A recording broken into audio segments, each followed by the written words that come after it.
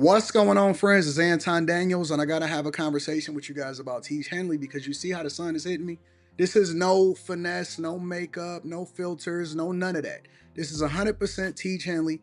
I use it in the morning as soon as I get up, right after I pray and brush my teeth, jump in the shower, and I'm hitting the streets because you never get a second chance to make a first impression. So even though they're giving you 40% off your first order, 20% off for life, even though you may get a free gift, forget all that, right? Because we would do this even if it was full price because it's worth that much. I'm in the streets, I'm kicking it with people when I see Dusties everywhere. You don't want to be them. You want to separate yourself. And the way that you separate yourself is self-care. Ladies get it for the fellas. Fellas don't wait for the ladies to get it for you. I'm about to hit the streets right now and I'm feeling confident. I'm feeling great. I mean, I already got confidence, but to have that extra boost of confidence, knowing that you've taken care of yourself and you set yourself apart from all of the rest of the sheep that's walking around making bad decisions on a daily basis. And it's reflected in their actions. It's reflected in the products that they use. It's reflected in the people that they follow. And so if you're trying to level up, if you're trying to make sure that you look good, they're going to send you the pack. They're going to give you all of the instructions on how you're supposed to use it. Then make sure you get your Teach Henley. Again, 40% off your first order, 20% off for life. Get your free gift. Make sure you tap in with your boy Anton Daniels because Unc is never going to lead you wrong. I would never have you use a product that I don't use myself. Again, they've been rocking with me for a long time. Make sure you get your Teach Henley. I love you. I appreciate you. I'm going to holler at you guys later.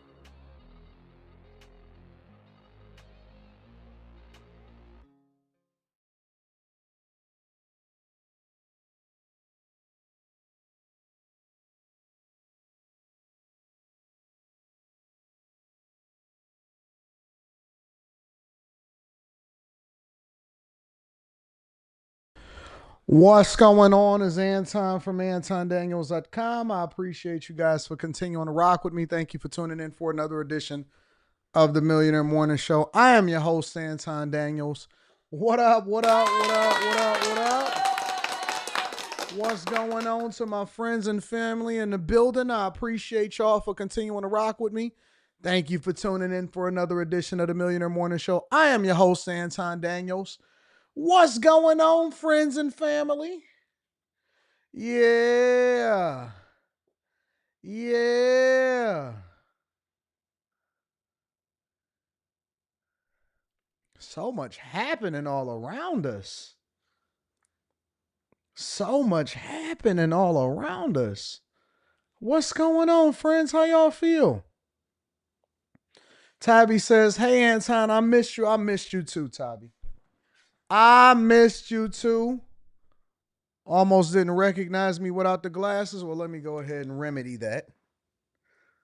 Can you tell it's me now? Can you tell that it's me now? All right. All right. What's going on? I'm on time, JJ. Lions was killing it last night. Absolutely wrecked shop. Shout out to the Detroit Lions in the building. Rod on Politics says Boxalitis is acting up. I need to go home for the day. No. Let me tell you something, Rod. Under no circumstance do you ever put box before your bag. Box before bag is a no-no. We don't do that. Toon says, just got word that my child of 2 years might not be mine. Oh, God.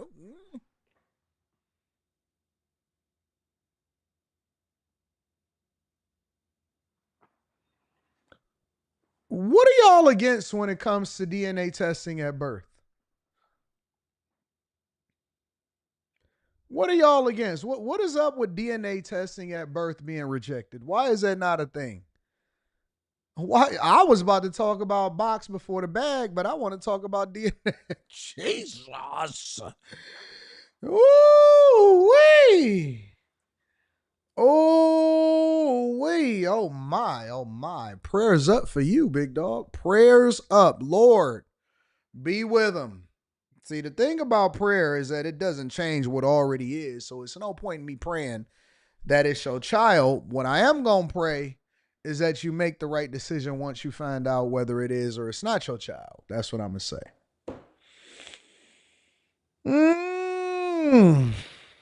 Every time I wake up in the morning, I praise God No matter what my circumstance is, no matter what I'm going through, I praise God. And the reason that I praise God is because I be thinking to myself, man, because you always get caught up in your own problems. You get caught up in your own life, right? And sometimes we forget about the blessings that we have or how awesome God is because we so busy focusing on what's wrong, right? And then I see a message like that and I be thinking to myself, you know what, God, it ain't, whatever it was that I was complaining about, I take it back. Forgive me, God, forgive me, Jesus, for complaining. I don't want to be a complainer because I know that you are the greatest of all time. So shout out to you, God. I love you. I love you. But prayers up for you, bro. Prayers up for you, bro. Yeah, never put box before the bag. Never, under no circumstance. I know it's a lot of people that get caught up in their relationships, especially y'all that's in the honeymoon phase. And the honeymoon phase don't necessarily have to be you just getting married. It could be you just getting into a new relationship or you met a chick that you enamored with. I see y'all simping out all the time. And in the context in which I use simping, it's valid. It's very much overused. Every term is overused on the internet, but in the way in which I use it is very valid. I seen a lot of simping last night. It was an incredible show. So shout out to Q, Island Girl Q. But it's a lot of simping going on out here. Y'all are so busy fumbling the bag on a regular basis. I tell you what, don't fumble my bags though. Never, ever, ever, ever, under no circumstance will I ever put box before the bag. And if you got a woman that is asking you to put box before the bag, then she ain't your chick. She don't even love you. She don't love you. All of the great women that I've ever seen in my life, like, hey, wait a minute, we got to take care of business first. Go ahead and do your thing. I'll be here waiting up for you when you get done doing whatever it is that you need to do. If a woman is saying, oh, no, forego making money in order to stay home with me, that's not the girl that you want to be with, bro. That's not the girl that you want to be with. Now, I know that it's going to be some big backs out there that feel some type of way about it. And so they're going to always take your words and try to spin it around and go back downtown. But I don't care. I don't care. My goal is to educate y'all, not to make sure that y'all feel good about the bad decisions that you're making on a daily basis. Never put the box. What up, Deion Bowser? What's up, big dog? Never put the box before the bag, ever. There's never going to be a shortage of box, but you have to take advantage of the opportunity that's in front of you when it comes to taking care of business. They keep telling you to have balance. Let me tell you what that means, right? Let me tell you what's going to happen for all of y'all that want balance in your relationship. I want to make sure that you work, but then you got to come home and make sure that you nurture me. You know what that is? Two things. A is selfish. It's selfishness. Because I never hear a man say to a woman, you need to balance our relationship. They just adjust, they make it work. And so women want to be the center of your attention. And so they take this selfish statement and they try to make it seem like it's a relationship blessing for you to do this thing. And it's not. It's not. Because let me tell you what my second part is. The second part of that is 2, 3, 4, 5 years down the line when you break up with her or you no longer with her, I'm gonna need you to re-ask yourself, should you have been more focused on the bag or should you have been focused on nurturing a relationship? Everything that I think of, and this is just my mindset when it comes to money, business, content creation, relationships, everything that I think of is 5 to 10 years down the line. If it doesn't make sense for me, or if I don't see myself really nurturing this thing 5 to 10 years down the line, then I'm not going to give it no real attention. It don't make no difference to me. And so when I get on these panels and I see panderers and I see all of this stuff, I got to make an example of them. I appreciate them for coming up on the panels and having conversations.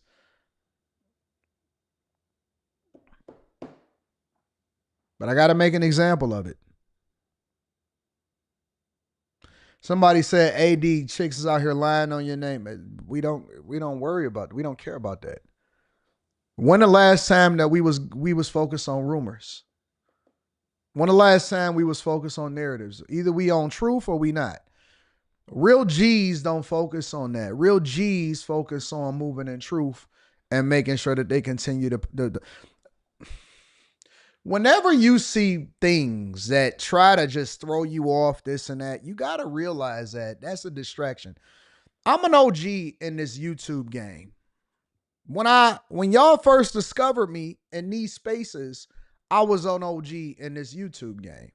I done been around the block. I done seen it all. I done seen Big Back come and go. I done seen homeless mans doing live streams on you come and go. I done seen the pro-black argument. I see chicks that always throw the ad hominem attack. Oh, he must be gay. I see that nonsense. What I'm asking people to do is prove whatever it is that y'all gonna do. If not, then we just gonna keep it focused. And unless I get something or somebody, some accusations, somebody that come out of the woodwork, unless you can pull somebody out somewhere to say something, he brought whatever it is, then I don't, unless that come, then I don't want to talk about it. Because when we see that happens, then that means that we can go ahead and implement the lawsuit and come into discovery and start to make sure that we sue people so that we can find out what the real truth is, and then we can go ahead and take their paychecks for the rest of their life for lying. But until we get to the point to where we can start getting into some kind of legal proceedings, it's all just this. It's all just this. You know what I'm saying? So anyways, again, make sure you guys hit a like for the algorithm. I would have been one hell of a passer. I feel you. I feel you. I feel you. We gonna get there. We gonna get there. So, yo, couple housekeeping things. First and foremost, rules of the chat before we start reading cash apps and super chats and getting into it, because I want y'all to lock in for the next 2.5 plus 3 hours.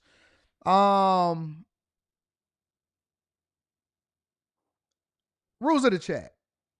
No disrespect. All right. So don't go after people's kids. Don't go after people's spouses. Don't be overly disrespectful with the language. Y'all grown. Act like you got some sense. Number two. No spam in the chat. We seen you the first time. Keep it moving. All right. Okay. I see you, Chris. Now, I want to make a couple more housekeeping announcements. Number one, I think I convinced Slimmy to do a movie segment, a weekly movie segment on After Hours. I talked to Slimmy today and I said, Slimmy, you ready? You ready to go? Just listen, we got to push. We got to push. After Hours, that channel is changing. It's about to change the name of it. We got to push. It's time to go. It's time to push. It's time to elevate. We don't just sit still. We just continue to grow. I said, Slimmy, you ready? He said, I think so. I said, you better get ready, big dog. So we gonna see how that go. We gonna do a test run of the movies, the popular culture, the movies, breakdown reviews, arguing over all of that type of stuff. So we gonna get that popping. All right, that's gonna be on the After Hours channel. So look out for that. I'll make some adjustments, or I'll make some announcements later on in the week. Also, on top of that, I would like to let you guys know that I have given a position of the editor / YouTube channel manager position for everybody that sent resumes and portfolios. You guys were awesome. Overwhelmingly, you guys were awesome. But I did pick somebody. And so I'm saying this because I don't want you guys to have to continue to reach out to me and say, well, Anton, is the position still open? I haven't heard back from you. I have picked somebody. And so the person that I decided to go with was Yakar.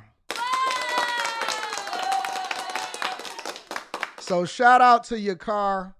I will tell you that the decision to go with Yakar was because of 3 things. All right. The first thing is because Yakar has proven over the years to be very capable of managing my channel as well as all of the things that he continues to do and take the initiative to do before I even ask him to do it. He just does it. And he's already every single day on top of it. And he sends me stuff and he tries to make sure that things are taken care of. And he's proactively taking care of business on a regular basis. So that's number one. Number two, so number one is because he's more than capable of doing the job. The second reason why I decided to go with your car is because he's loyal and he's consistent. And so because he's loyal and he's consistent, I'm always going to give that points because in my opinion, being a cultural fit and being consistent is one of the most important things to being successful within any kind of organization or any kind of growth. The third reason why I decided to go with your car is because he's a bag chaser. And I am always going to give priority to people that I look to or that is in my community, in my group. So congratulations to your car.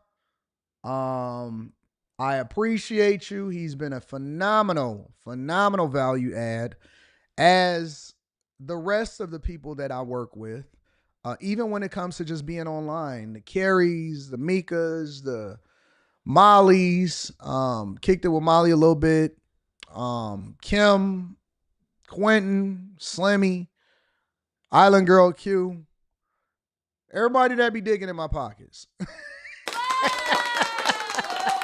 Everybody that dig in my pockets.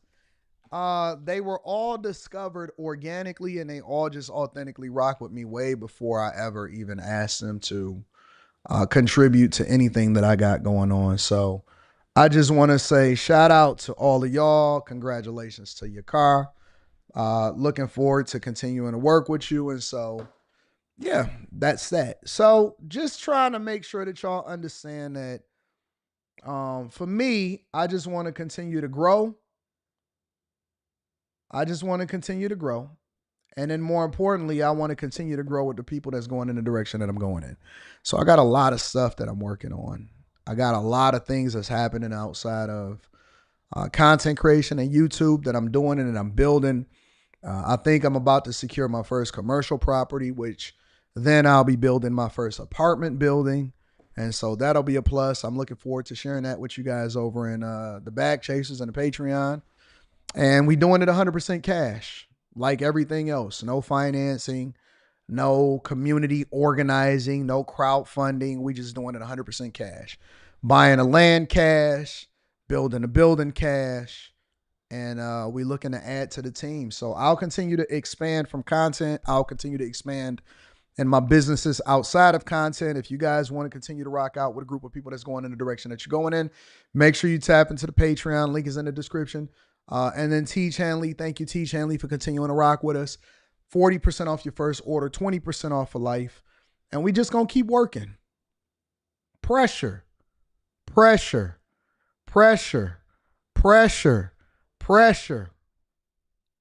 Sports show may be coming soon too. I'll make that announcement soon.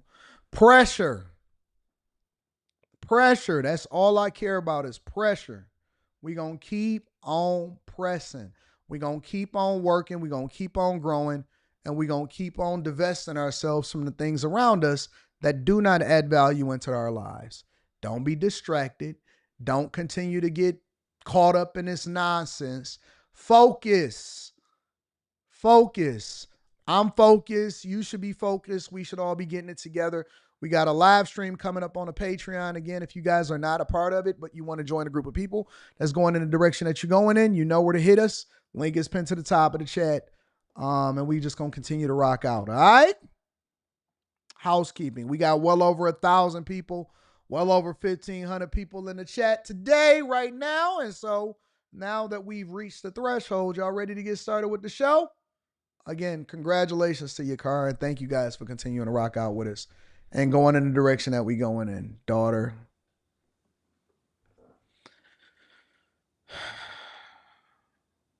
Daughter asking me for a car budget. All right, let me read some of these super chats and cash apps and we're going to go from there. First and foremost, I want to give a shout out to Mike That Dude. Shout out to my dog, Mike That Dude. And Mike That Dude also sent an additional cash app, and he says, well deserved your car. Congrats, bro.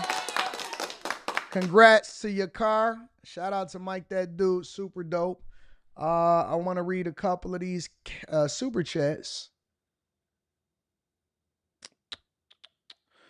Mr. Lot, what up? He said Lions is in the building. What up to Mr. Lot?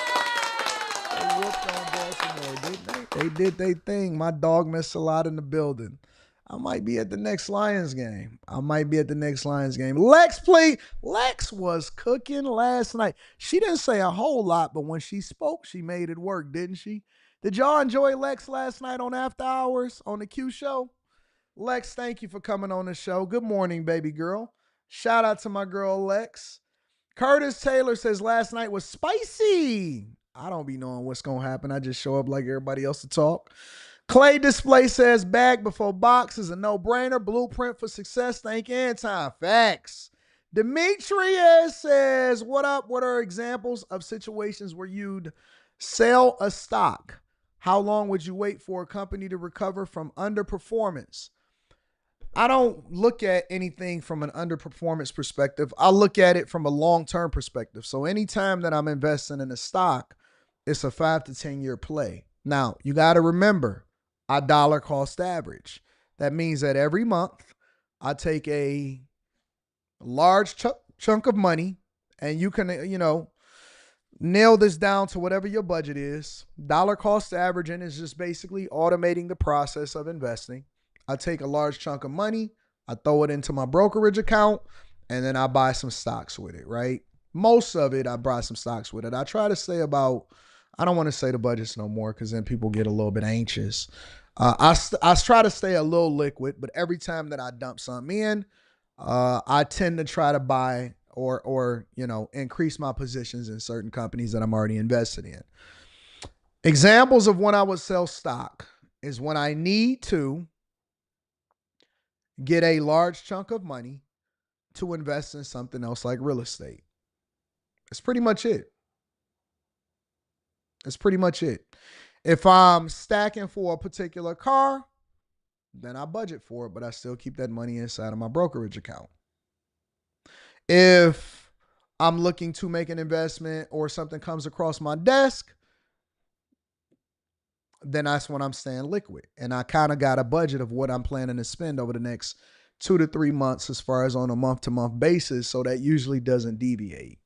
Now, unless you go into jail or something like that, then you shouldn't have to really move your positions and you should just really stay stable in it. I have some positions of some stocks that I think is going to be really great 10 years from now, but that's a longer term play, right? So those are the times that I tend to sell stock, is when I need to be liquid and get some cash to make a bigger play. Equal Opportunity Smoke says, can I apply for your car's moderator position? You're going to have to talk to your car. I don't think a lot of y'all really know all of the things that your car do. He manages and helps in a Discord. He does a lot of moderating. He sends me different things that I need to react to and stays on top of things. As soon as it breaks from breaking news, he does a lot. So it's more than just moderating. You know what I'm saying? Jermaine English says, what's up? Last night was funny as hell. Yeah, it was. It was pretty hilarious. Shout out to Onaka says, I'm ready to run commercial breaks.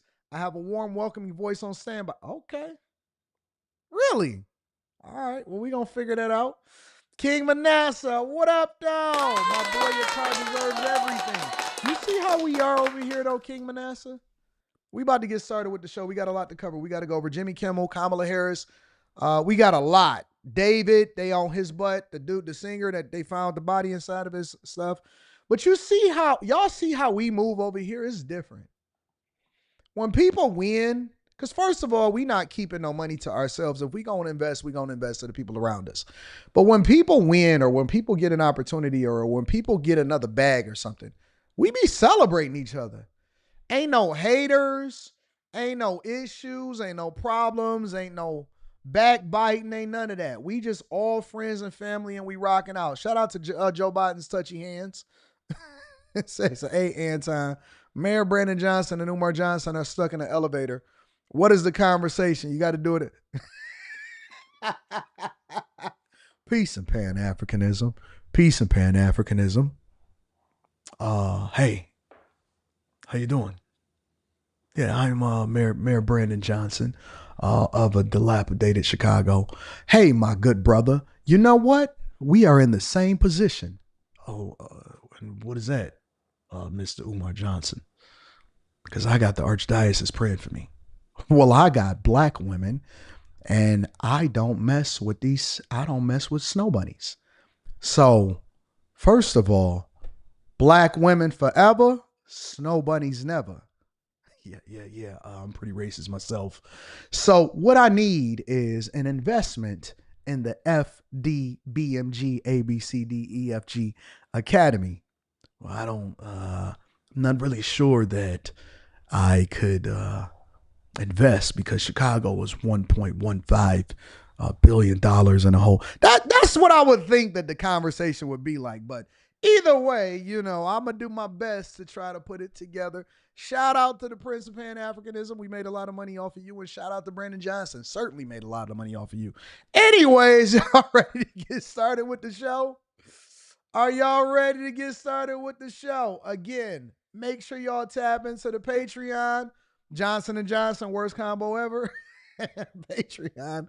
Link is in the description. All right, y'all. Let's go ahead and get started with the show. First things first, we're going to cover at least 6 topics, maybe 7. We're going to pay attention to the time and we're going to figure it out from there.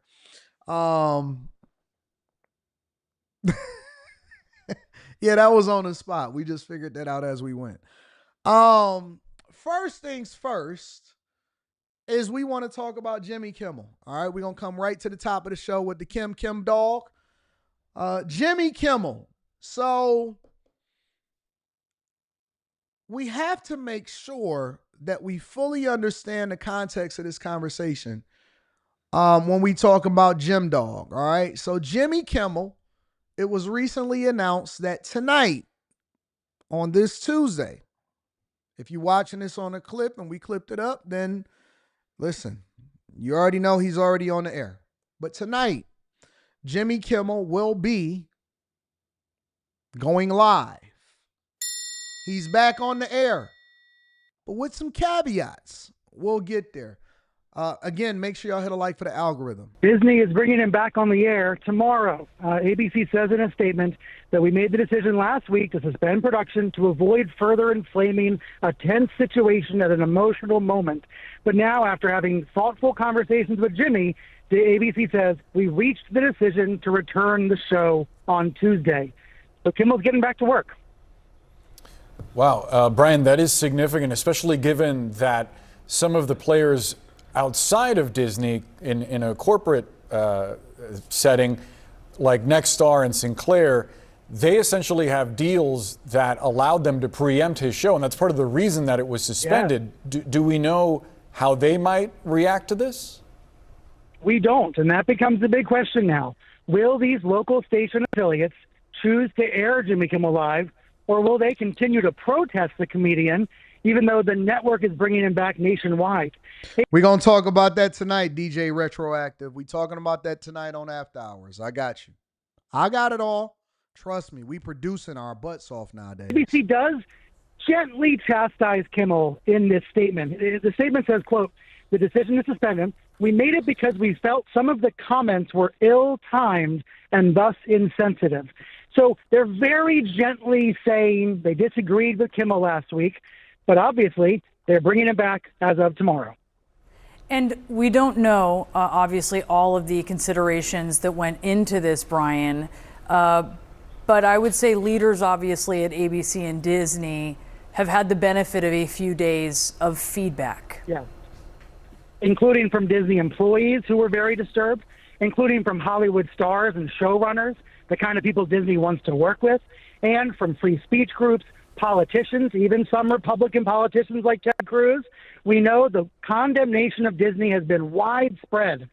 Now, what we don't know yet is what the counter reaction will be from President Trump and his allies. I think that the last thing that Jimmy Kimmel has to worry about Maybe not even just Jimmy Kimmel, because Jimmy Kimmel has been getting money for a long time. So I would assume that he has a huge stack and that he's well invested. And it doesn't really matter whether he's still on there or not. If he was smart, which a lot of these people aren't, and they live in paycheck to paycheck just like everybody else, their lifestyle is not reflective of their income. But I don't know that for sure. I'm just speculating. But if Jimmy Kimmel was smart, this wouldn't be affecting him in either way. And he's just doing it because this is what he loves to do. And he continues to make money from it. And so that's a plus. But it's the people that surround Jimmy Kimmel that probably should be a little bit more concerned, right? The producers, the acts on Jimmy Kimmel, the staff, all of the people whose jobs depend on it, which they should have been preparing and seeing the writing on the wall. And if they were smart, I would all day long be trying to figure out what my next move is. And I would not be waiting on Disney and ABC to make sure that I have a job. If they were smart, they would have been pivoting a long time ago and would have seen this coming.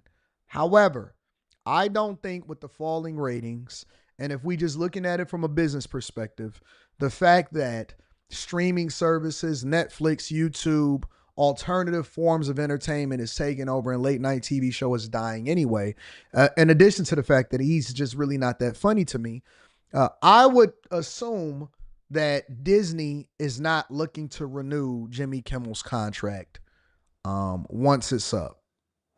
Let's continue. That's a really good point.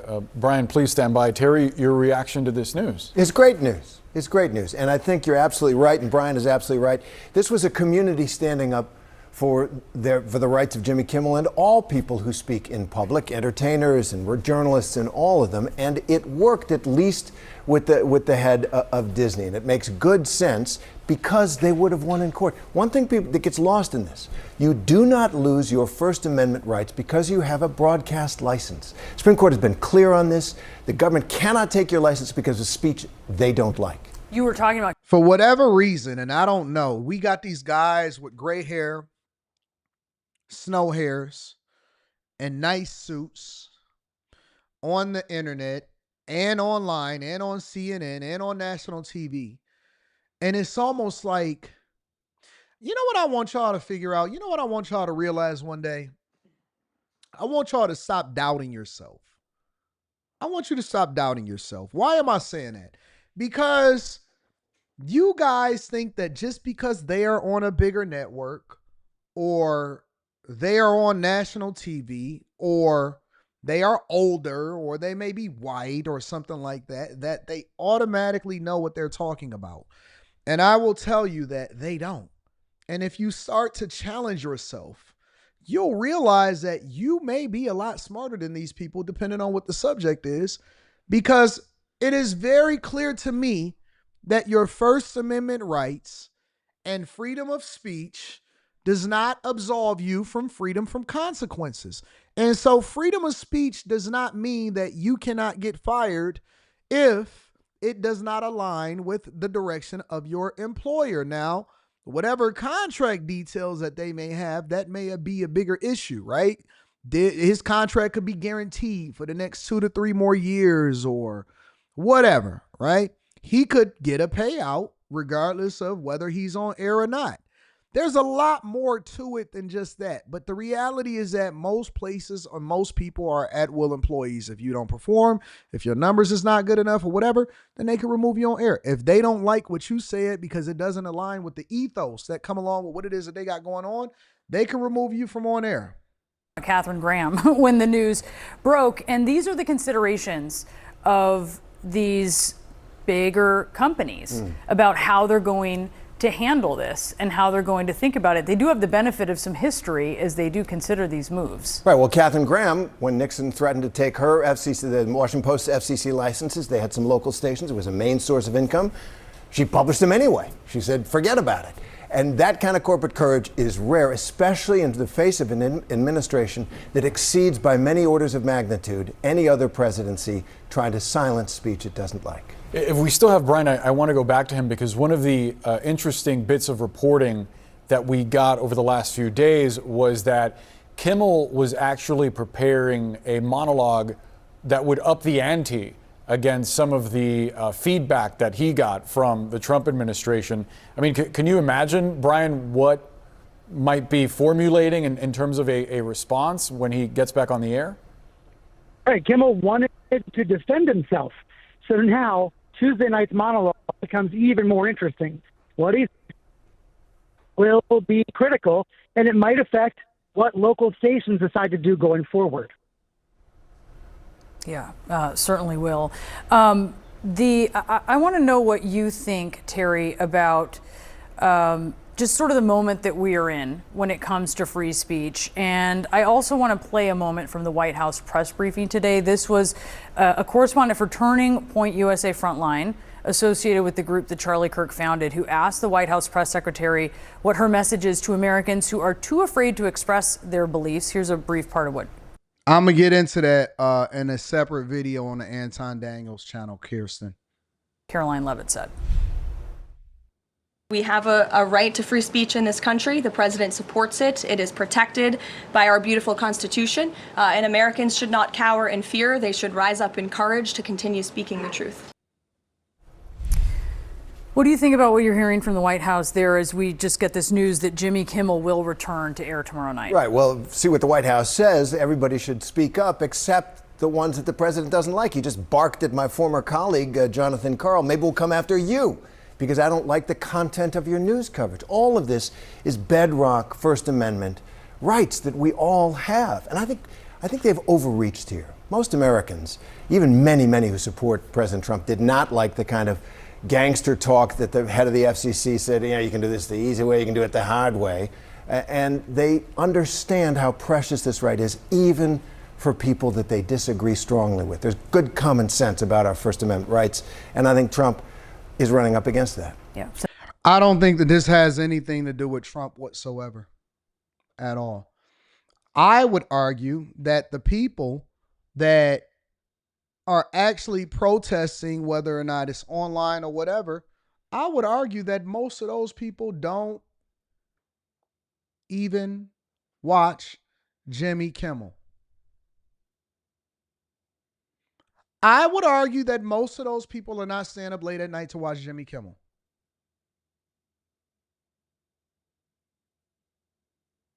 At all. Whatsoever. Not at all. This don't have nothing to do with the FCC. The FCC didn't cancel Jimmy Kimmel.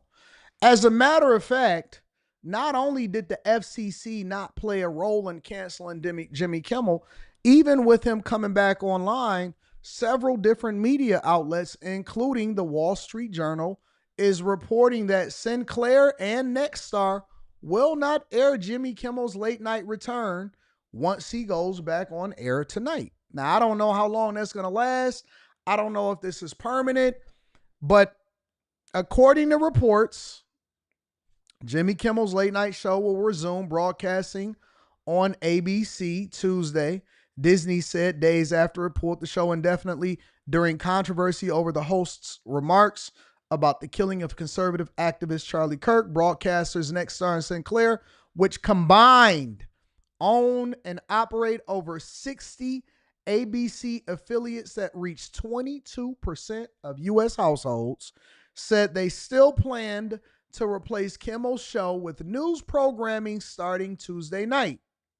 Discussions with ABC are ongoing as we evaluate the show's potential return, Sinclair said in a statement. Nexstar said it plans to continue carrying local news and other programming instead of Kimmel's show. The company said it stands by its decision to preempt the show pending assurance that all parties are committed to fostering an environment of respectful, constructive dialogue in markets that we serve. So what y'all don't understand is that the reason why Disney started having a conversation with Jimmy Kimmel in the first place is because Sinclair and Nexstar were the ones that said, we don't want this type of rhetoric to take place inside of the markets that we serve.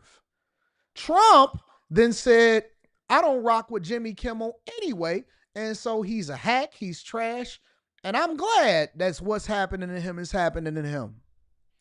And so what people don't understand is that this had nothing to do with whether or not you feel some type of way about him getting canceled. Y'all got to remove this cancel word out of your vocabulary.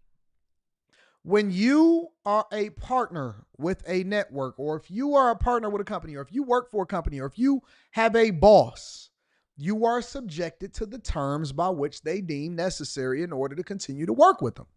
If you don't like that, then you cannot work with them. And so I actually think that this is very bad for Disney, which I don't really care about Disney, but it is what it is. I think that this is very bad for Disney because Disney is now stuck between a rock and a hard place because they got a host that refused to do what they're supposed to do and play ball. And so you make it difficult on your employer because you don't want to do what you're supposed to do. Now, Disney is trying to figure out how to bridge the gap between Sinclair and Nexstar so that they can try to maximize the amount of money that they can possibly get from advertisers and then have that money funneled up because Disney is already in a troublesome position in the first place.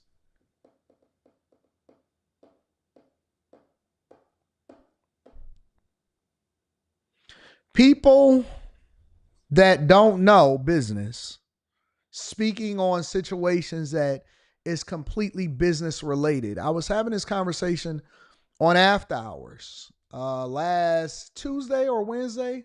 No, last Friday, Thursday and Friday. And I said, I think that this is business. I think it's 100% business related.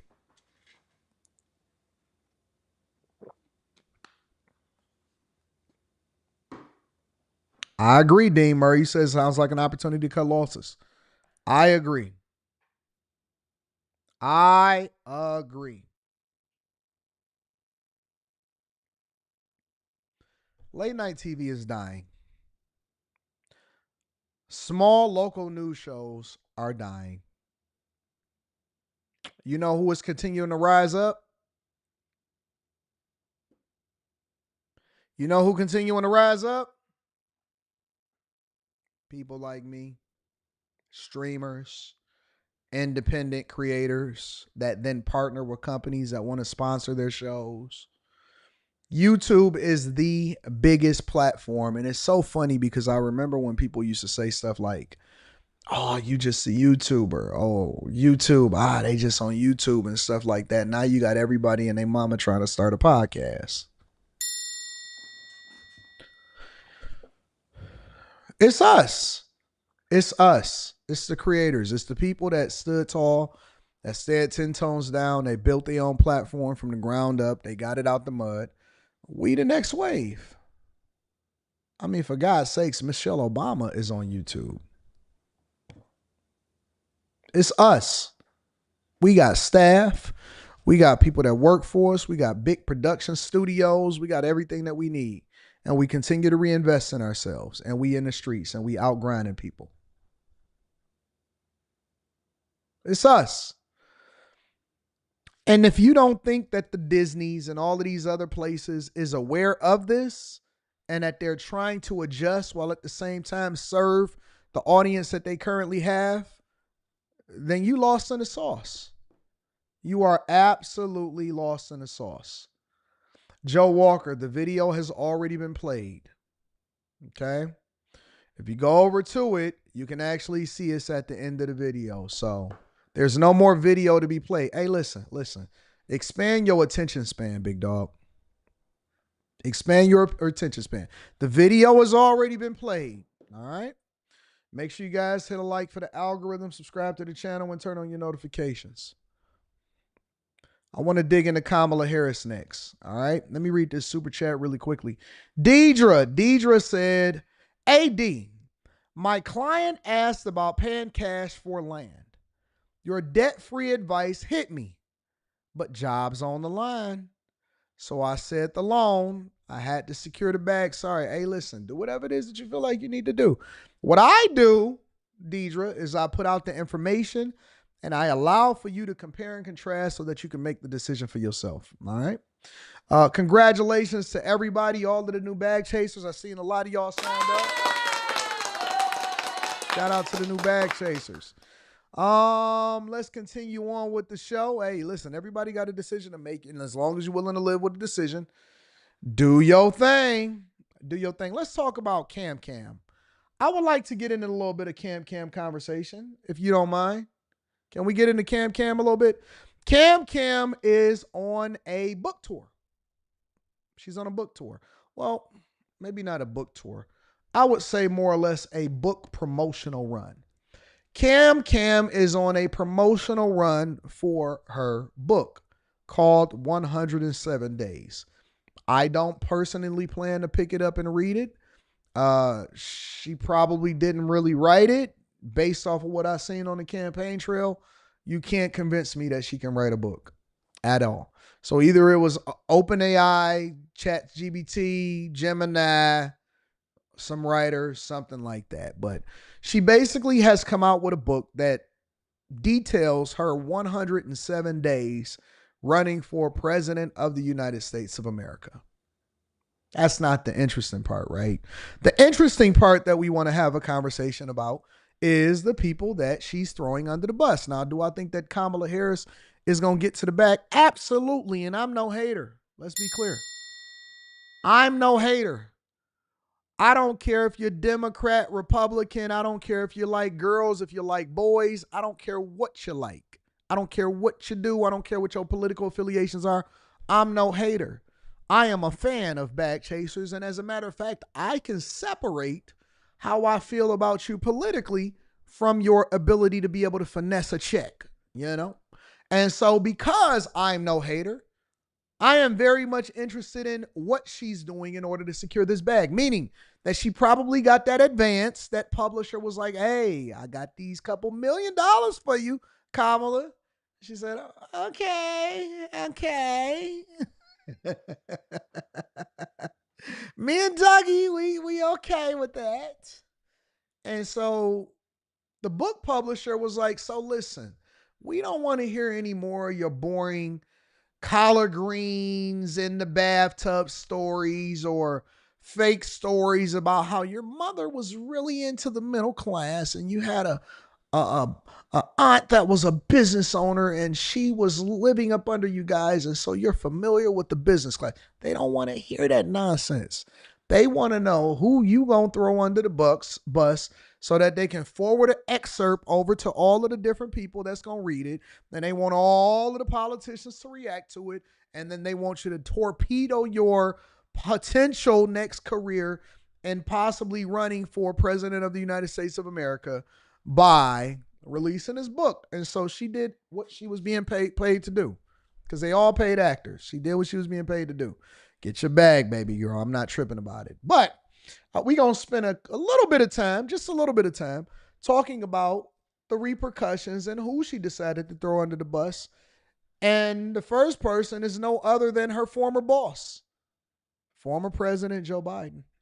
Madam Vice President, I have to ask you about the point, the part of your book that has people most upset thus far, which is some of your writing about the decision around the president abandoning his reelection campaign, the timing there and how it was handled. You say in part, page 46, it's Joe and Jill's decision. We all said that like a mantra, as if we'd all been hypnotized. Was it grace or was it recklessness? In retrospect, I think it was recklessness. The stakes were simply too high. This wasn't a choice that should have been left to an individual's ego, an individual's ambition. It should have been more than a personal decision. Whose decision should that have been? How should that decision have been made? So when I write this, it's because I realize that I have and had a certain responsibility that I should have followed through on. Which is, and so when I talk about the recklessness, as much as anything, I'm talking about myself. There was so much, as we know, at stake. And let me just pause this and say this here. Every time I hear Kamala Harris speaks, I'm reminded why she lost the presidential election. Lots of pauses. I don't know if she's studying the Obama playbook on how to talk as slow as possible. Lots of pauses. Not a lot of substance, but hopefully we get something out of this. All right. As I write, you know, the where my head was at the time is that it would come off as being completely self-serving. If you said to President Biden that you did not think he should run again. Yeah, or even that he should question whether it's a good idea. But I think that, you know, one of the reasons I wrote this book, Rachel, is there are actually a number of reasons. One that it is unprecedented, right? To your point of what you said in your opening, we had a president of the United States running for re-election, 3.5 months from the election, decides not to run. The sitting vice president enters the race against a former president of the United States who's been running for 10 years with 107 days to go. And it ended up being the closest presidential election in the 21st century. Now, remember that last segment where we was talking about Jimmy Kimmel Live and a person that was sitting at the anchor's desk on CNN and he was saying some crazy stuff? Y'all all should give yourselves a round of applause. Because ain't no way in hell you gonna never convince me that this was the closest presidential election in the 21st century. What? By what metric? When? This was anything but this was a landslide like we ain't never seen before. What? Okay, wait a minute. Now, I may be a C student, and I may not necessarily be the sharpest knife in a tool shed, but I'm pretty sure that he won every single swing state, and he won the popular vote. Now, my memory might be a little bit hazy because I got a lot going on, and it was 2024 November, but I remember that time because we was running up a crazy bag. And I was in the middle of one of my biggest growth spurts, and she was getting washed. And we predicted it, and I said, listen, we had a lot of debates, and every Monday night and on after hours, we were having conversations. I said, listen, man, she's going to get destroyed. It's not even going to be close. Nobody can help her. Not black women, not black men, not the fraternities, not the sororities, not the boule, not nobody. Nobody can help her win this election. She's going to get destroyed. And that she did. Now, I could be off because maybe she's saying something that I'm not familiar with, but she said that this was the closest election. When? Who? What? When? Where? Why now? Let's continue. And there was so much about those 107 days that, for me, and this is really a behind the scenes look at those 107 days, was about seeing people who seemingly had nothing in common coming together by the thousands with a level of optimism and, dare I say, joy about the possibilities for America. And I hope to remind people about that light that people brought to it, and to remind people that that light is still there. And we can't let that be extinguished by an election or the individual who's in the office right now. Because to the point of all those folks who got out and protest about the Kimmel suspension. And about everything else that people have protested. Right. In the variety of ways, whether it be going to a protest or being, with their pocketbook or getting engaged in local and state and federal elections, they'll make a difference. And they've made a difference. So let me tell you the translation of what I just heard here before we go over to Pete Buttigieg. The translation of what I seen here is she has thrown her former boss under the bus. This is why I don't trust women. This is why I don't trust women. I don't trust them as far as I can throw them. I don't. Because he made her the DEI hire and pick. And so the first thing that they do when they lose, in order to continue to profit off of your loss, they throw you under the bus. No loyalty, not an ounce of loyalty at all. Not a smidget of loyalty. Can't believe it. You disloyal son of a doop, doop, doop, doop. Disloyal. Now, I don't care for Biden. And we all know that we made the right decision because Biden is outside eating ice cream from the bottom up. He eating the cone first, and then he eating the ice cream and letting it melt all over his chest like a little baby. Biden at this point don't know his left from his right, and we not even sure that he's even still alive. We don't know what Biden is doing right now. Hopefully he's not completely taken over by cancer, because I don't wish that on anybody. But Biden is over there just fumbling around on some beach somewhere by himself.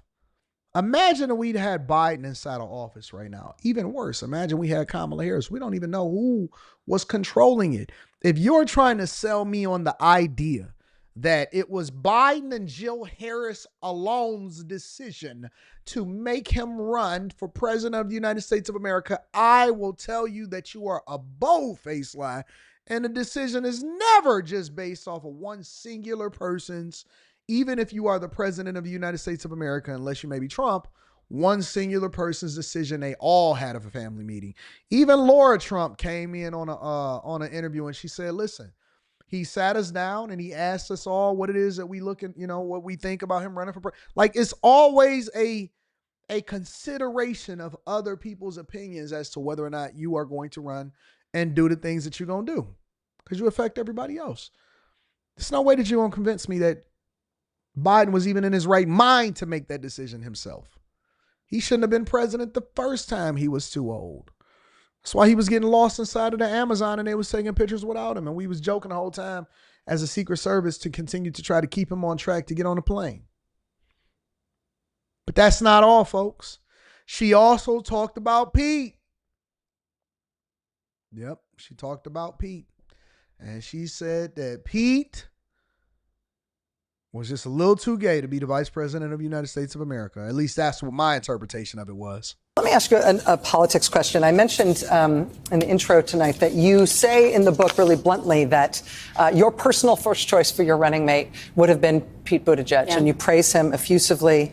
You say he would have been an ideal partner if I were a straight man. And you say effectively that demographically it was too much to ask of the American people, to ask them to elect you with him as your running mate. I wonder if his reaction to that, since this part of the book has come out, if you've had any reflection on that, or I guess I'd ask you to just elaborate on that a little bit. It's hard to hear. Yeah. With you running as, you're the first woman elected vice president. You're a black woman and a South Asian woman elected to that high office, very nearly elected president. To say that he couldn't be on the ticket effectively because he was gay is hard to hear. No. That's not what I said. That he couldn't be on the ticket because he is gay. My point, as I write in the book, is that I was clear that in 107 days, in one of the most hotly contested elections for president of the United States, against someone like Donald Trump, who knows no floor, to be a black woman running for president of the United States, and as a vice presidential running mate, a gay man, with the stakes being so high, it made me very sad, but I also realized it would be a real risk. No matter how, I've been an advocate and an ally of the LGBT community my entire life. So it wasn't about any prejudice on my part, but that we had such a short period of time, and the stakes were so high. I think Pete is a phenomenal public servant. And I think America is and would be ready for that. But they just wasn't. Listen, politicians speak is so funny to me. Politicians speak is so funny to me because it's like they talk out of both sides of their mouth. And I think America is and was ready for that. They just wasn't ready for that. Even either America is or it's not. Which one is it? So basically, she didn't want to play the double diversity, equity, and inclusion minority card. She didn't want to hit all cylinders. She said, you know what? I don't want to go with a sassy man, a woman that won't even admit that she's black until she just joined Rachel Maddow's show, or she had to go and petition the black community for a vote, that also identifies as Asian. And then at the same time, we don't want there to be 3 men on stage and 1 woman, because it's going to be her husband, and him and his husband on stage. And she said, listen, she says, America can't handle that much femininity on a stage. That's my interpretation of it. I'm sticking with it. You heard it for yourself. You can judge for yourself. You can come up with your own opinion. My interpretation of what she said is that America can't handle that much sass on the stage at one point. They not ready to see 2 men kiss at the Democratic National Convention.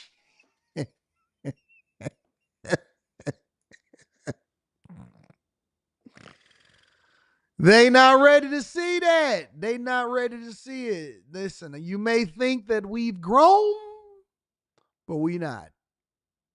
I know I'm not ready to see that. Not on the national stage. 2 husbands up there on the national stage.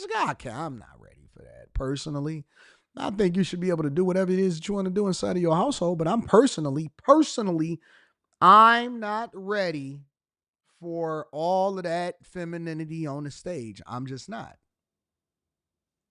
At all. Whatsoever. I remember a time in the United States of America where you had to be married in a traditional family to be considered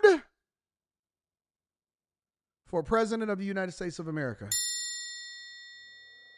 Let me say that again. I remember a time where you had to have a wife and a husband and maybe 2 kids, or at least 1, or working on 1. And then you had to go up there and wave.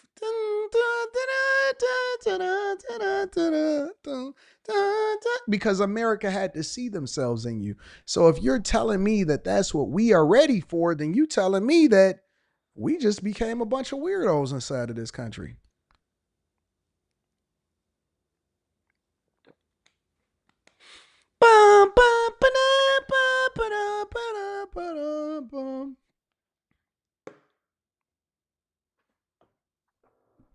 Now, we pushed it when we got Barack Obama in there. Hey, Michelle. Hey, did you know I could become president? It's like, Craig, pick it up, Craig. We pushed it. It's all of the black people, all of the stars aligned. We was poor in America. The black people was still racist as ever, and so they was going to vote for it, and the white people was looking for any kind of change from George W. Only thing George W. was good at was ducking shoes. That's it. That's the only thing that he was good at. And so George W. was so bad, Republican George W. the second, not W, W. George W. was so bad that he just basically handed Obama a win on a silver platter. And so we had all the stars align. White people was like, his name is Barack Hussein Obama, but we gonna go with him anyway because everybody poor, everybody broke, everybody getting their homes foreclosed on. We getting laid off on the auto industry. We can't feed our family. Some gotta give. Something gotta give. You can't keep selling me war in Iraq and Saddam Hussein and the oil. You gonna have to figure out something. So they gave us Obama. Hey, hope. It's a message of hope. I believe in healthcare for all. And being from the south side of Chicago, married my hey Michelle, married my college sweetheart. And I'll tell you, she's smarter than me. I didn't have a chance. I figured it out, though. I figured it out.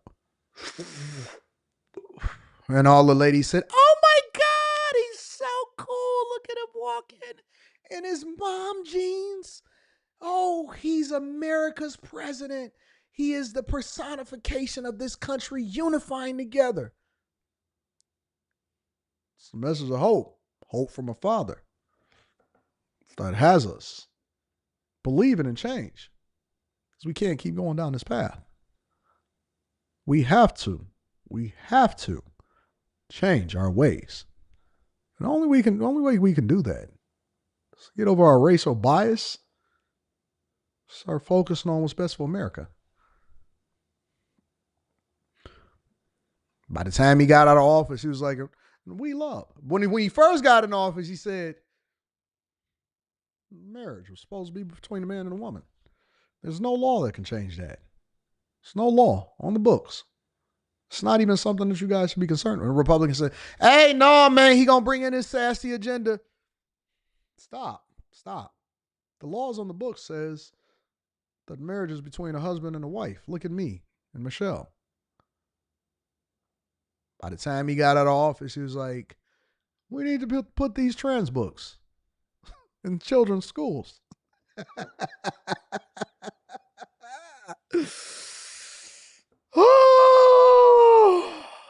We need gay mentors.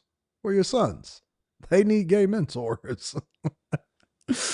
Anyways, the point is that she didn't go with Pete because she didn't think that America was ready for two men kissing on the stage at the Democratic National Convention.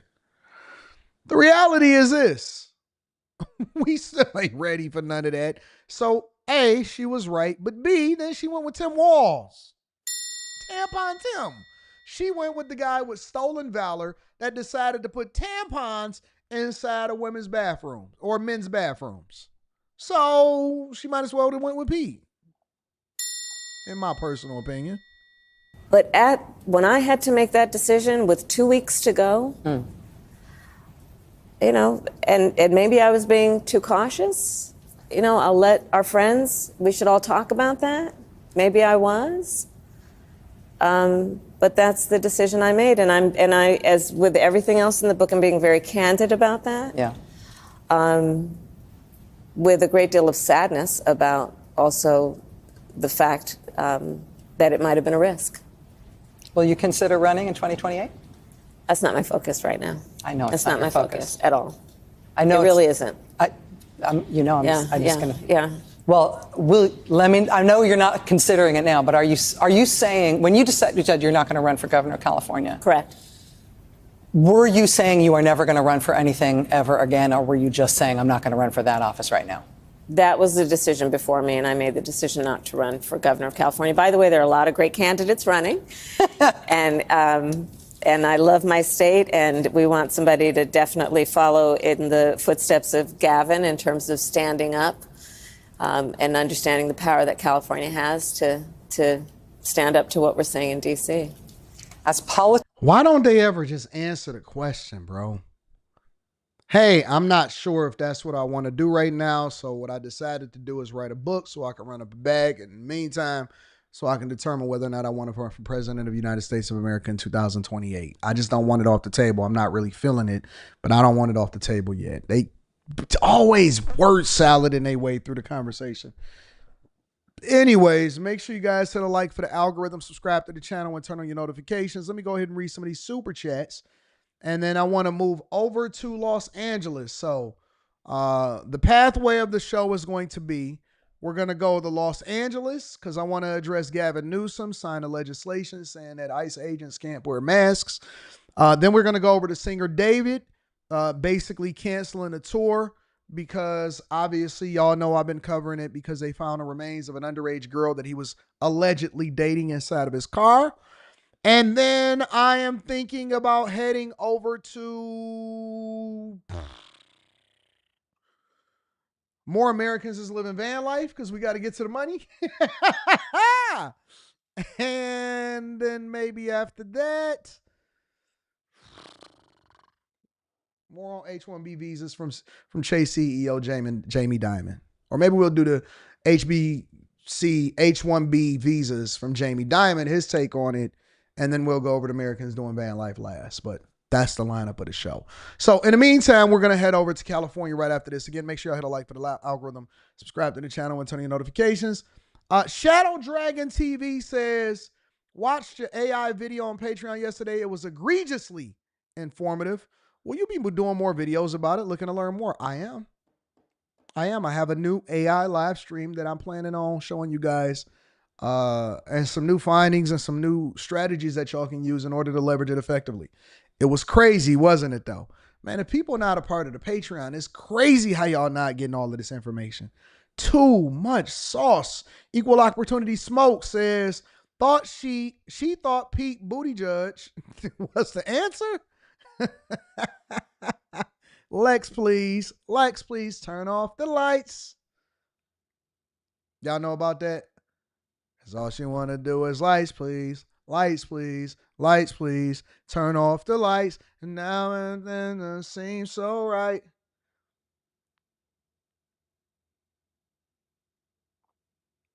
From J. Cole, early J. Cole. Y'all know nothing about that? Okay, we'll get there. Y'all not really into the culture like y'all are. Y'all just into the toxic parts. My girl, Lex, please, turn off the lights.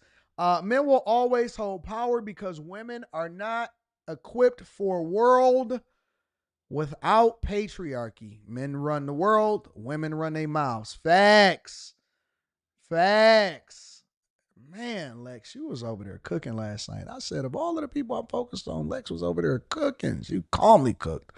Shell Shock says, why does Rachel Maddow even have a job at this point? And to interview Cam at that, like how many tell-all books have come out for folks to see the truth about the left at this point?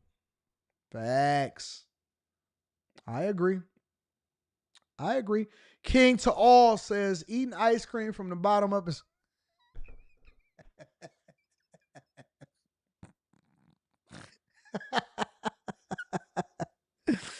You ain't never seen an old person eat ice cream from the bottom up, bro?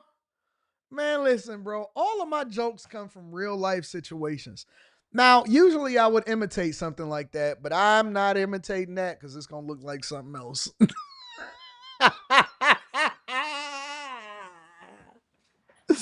Y'all ain't never seen an old person eat ice cream from the bottom up? And then it'd be melting.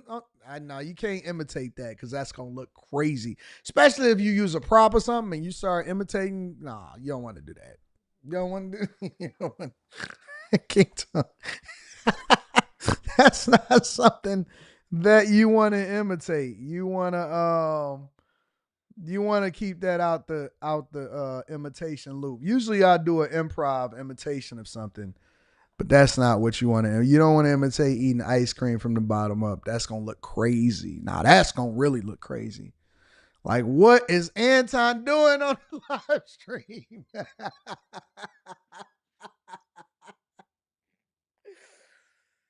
Oh, that would be something that 2K would do. Not Anton. I can't do that. Melting on the chest, Carmen.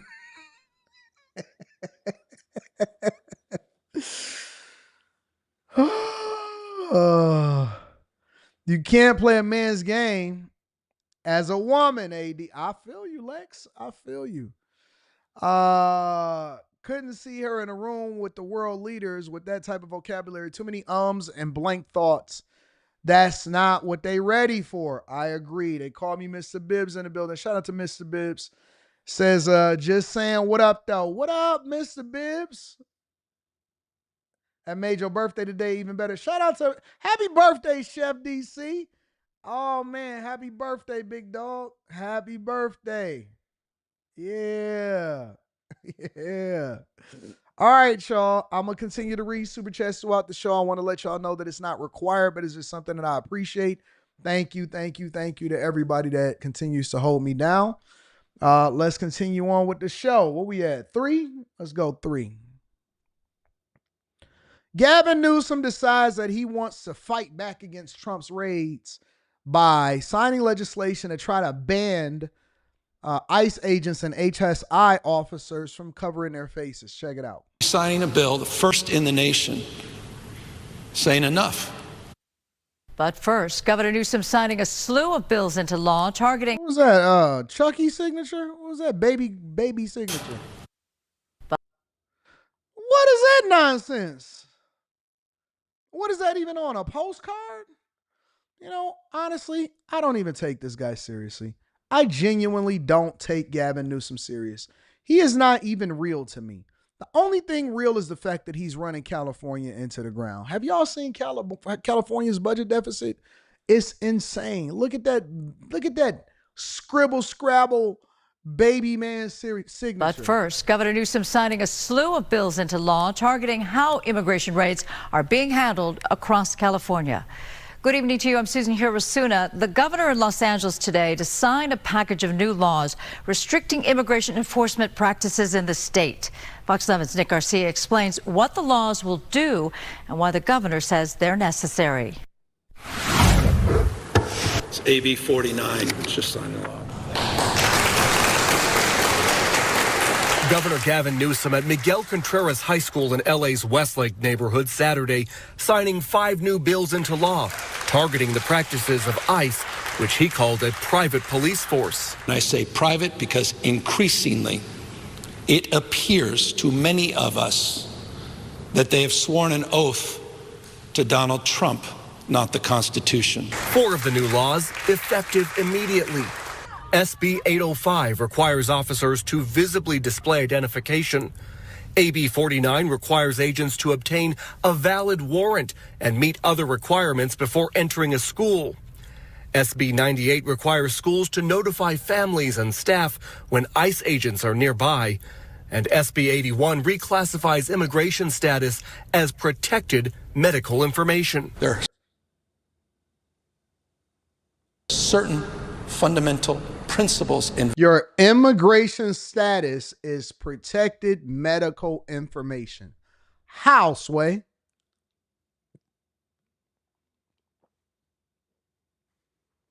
How? How is your immigration status protected medical information?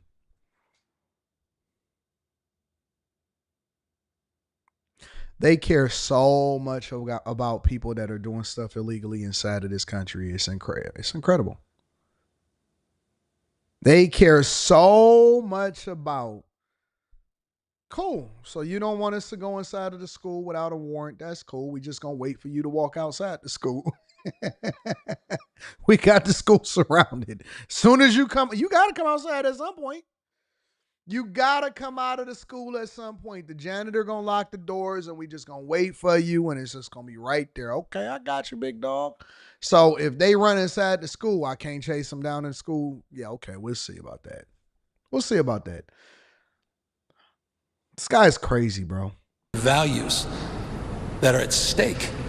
And so we're putting a stake in the ground and we're holding the line and we're pushing back. SB 627 bans law enforcement agents from wearing masks and will take effect in January. I'll be signing a bill, the first in the nation, saying enough.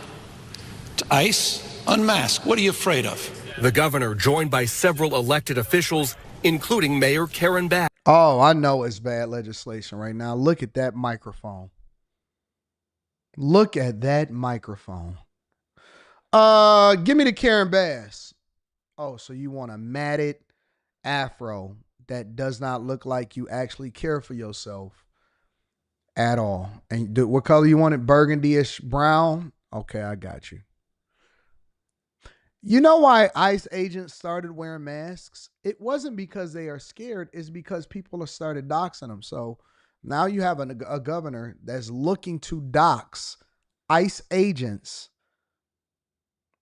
knowing that there are protesters and people that are on payroll that is releasing their information and making their families unsafe.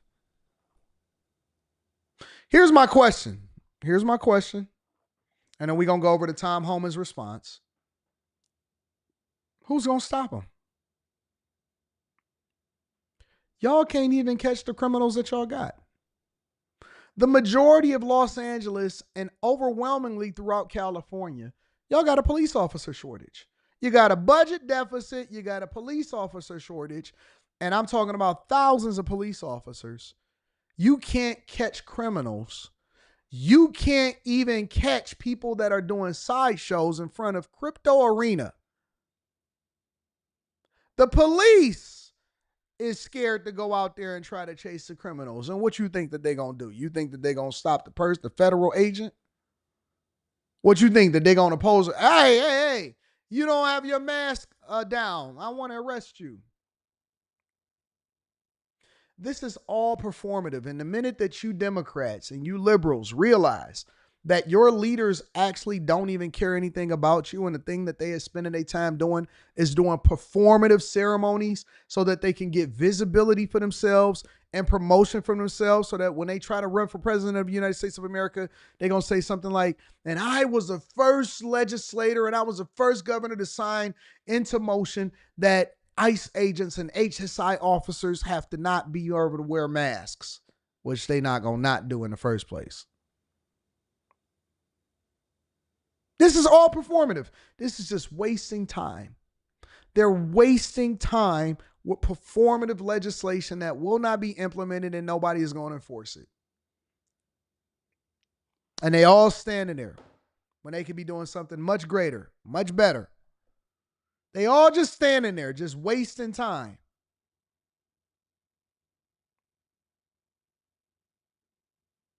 Here to discuss as White House borders are Tom Homan.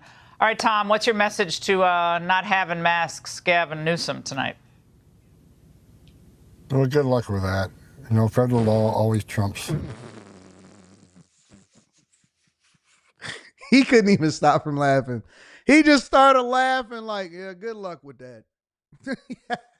Look. Well, good luck with that. You know, federal law always trumps state law and local law. And he asked the question, what are they afraid of? They're afraid of people like him, politicians who want to compare ICE to the Nazis. He's the one with a hateful rhetoric causing all these threats. He's one of the reasons why there's a 1,000% increase in threats against ICE officers. So ICE officers can continue what they're doing. What he isn't mentioning, yeah, they wear a mask because they don't want to be doxxed, and their kids get doxxed, and their spouses get doxxed, but they got identifying information. It shows you're from ICE or FBI or DEA, or our partners who are on these operations. They're well identified. And if we arrest somebody, they'll certainly be identified because they're going to be in the arrest report. So bottom line is, we're not going to coddle to the Governor Newsom. We're going to keep doing what we're doing. He ought to be thanking ICE. He ought to be thanking President Trump for making his state safer, because every public safety threat we take off his street makes this community safer. Well, Tom, I mean, when you think about it, I guess you guys have deported over 200,000 people now. I'm not sure the exact number. A couple of weeks ago it was 200,000. We have 30 million or so illegals in the United States. Question for a lot of MAGA folks out there is crazy. How do you possibly speed up this deportation? I know you're trying to hire a lot more people, but given the protests, given all the lawsuits, 200,000 people, it's not nothing. It's a lot, but it's still a drop in the bucket compared to how many people are here. No, we'll have over 400,000 deportations, and you know, between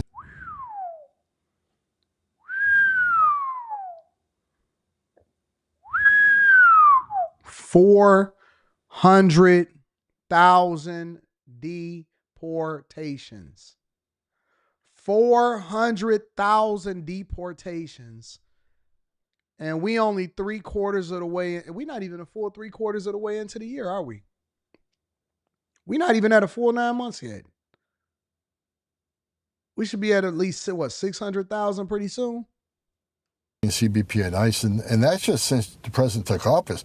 The first 4 months of the fiscal year, we can't count them because Joe Biden wasn't doing anything. But here's what people need to understand: two things. Number one, over 1.5 million illegal aliens, close to 1.6 illegal aliens already left the country on their own. Why? Because they see what ICE is doing out there every day. One of the reasons we have the most secure border in the history of this nation is because the great work of the men and women of the Border Patrol, the great work of President Trump and his leadership, but also because ICE is out there, over 1,000 teams all across the country arresting people. So a lot of people have left. A lot of people aren't coming, which helps to secure that border. And that was a part of the strategy from the beginning. We said if we show consequences, we show them we're actually out there looking for them, many will leave. So we knew a large population will leave, and over 1.5 million have. But what's to come? ICE is getting 10,000 more agents. Right now they got 5,000 deportation officers. We're tripling the size of the workforce. We're adding more detention beds. We're adding more flights and more transportation. So the numbers are going to explode here this next coming year. Tom, I want to give you a chance to address this article that came out over the weekend, and it was on our always reliable MSNBC, and they said that you took $50,000 in cash in a bag from an undercover FBI agent to help them win government contracts in Trump's second term. The DOJ said they concluded there was no criminal wrongdoing, but nevertheless, that story is out there, and I imagine you want to respond to that. Oh, absolutely. Look, I did nothing criminal. I did nothing illegal. And it's hit piece after hit piece after hit piece. And I'm glad the FBI and DOJ came out and said, said that nothing illegal happened and nothing, no criminal activity. You're talking about a guy who spent 34 years enforcing the law. I mean, I left a very successful business that I ran to come back and work for a government again. I'm back on a government paycheck. Not only did I sacrifice my family sacrifices, I make sacrifices every day. You know what? That's the biggest dilemma that I would ever face. Do you leave a successful business that is thriving, that you're running up a bag, you continue to be able to take care of your family, and you are super successful after you already have served your country and worked for the federal government for 30 plus years?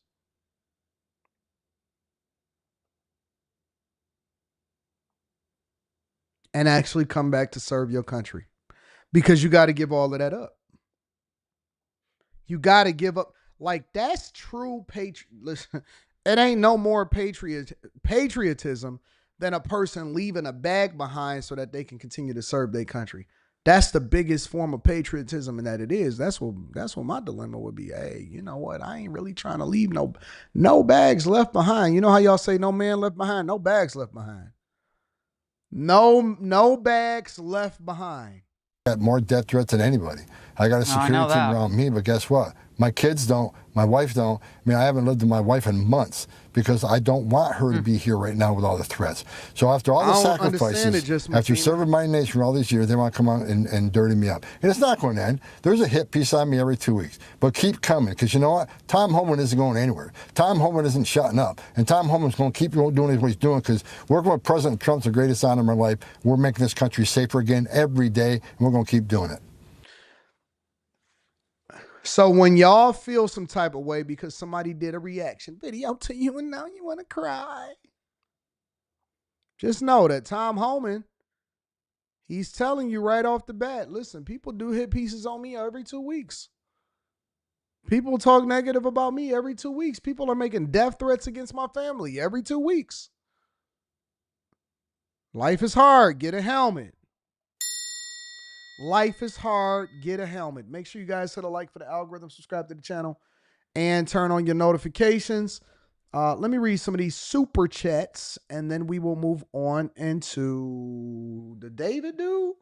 Yeah, let's get into the popular culture stuff, because I want to continue to cover that. DJ Complex in the building says, yes, sir, I'm repping the 9 Dime. I'm repping the 9 Dime in Fayetteville State.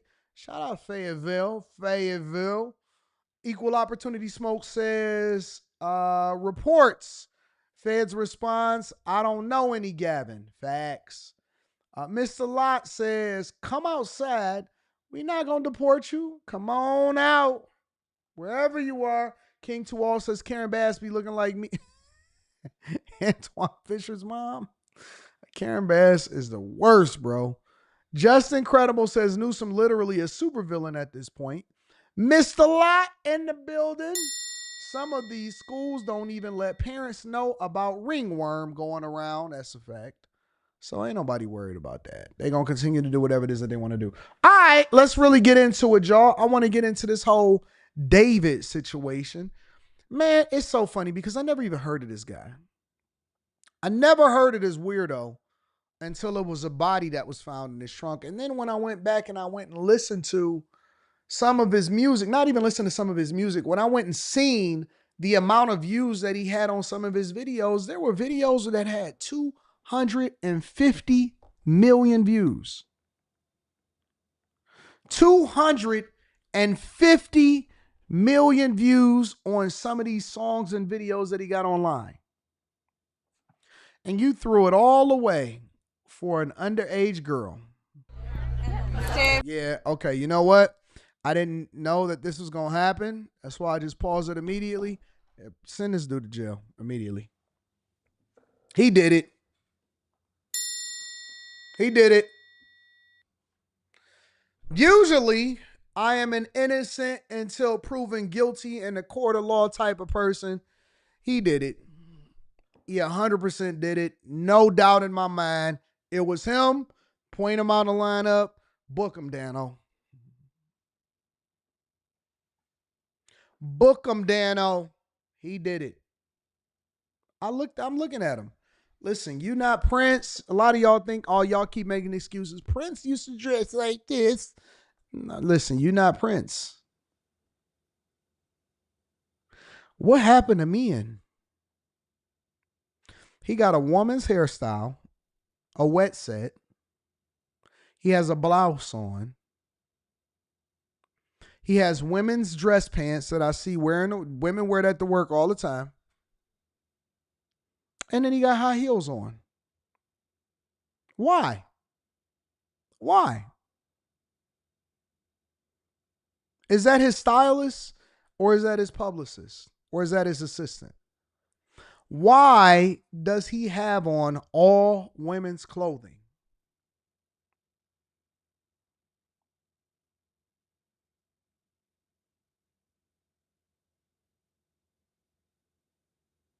P says she's beautiful.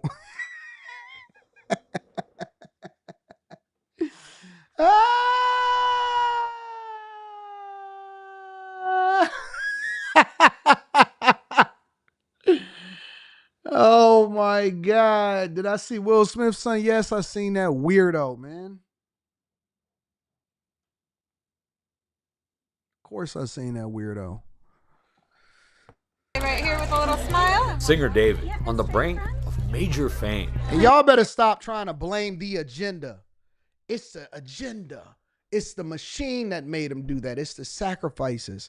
No, I see men. Listen, I see men walking down the street that ain't nobody told them to do it, and they be acting like this and dressing like this too. So stop listen, whoever these mythical Wizard of Oz men that y'all keep mentioning, maybe they exist, maybe they don't, but not all of them is making y'all do this. Some of y'all volunteered yourself as tribute.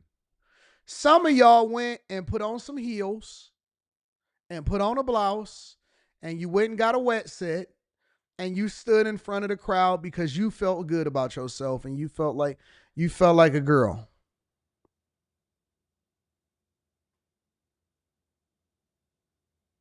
You felt like a girl. Like some of y'all just did it on your own and you keep on trying to blame the man for it. The man made me. It's a system. I got to talk in code now. It's the Illuminati. No, you just like boys and little girls, obviously. Keep on trying to blame it on everybody else. No, some people is just sassy. Some people just want some validation. Some people was wearing their mama's panties when she went to work every day in the summertime when they was off of school. Always want to blame it on the system or the people. No, you need an exorcist. You need a revival. You need to get the comforter. You need to turn your life over to God so you can find your masculinity. He ain't got a mustache in sight. Ain't got a mustache in sight. He did it. Get that smile back? The platinum-selling artist with hits. And all of y'all, and y'all also not Lenny Kravitz either. You're not Lenny Kravitz. You're not any of that.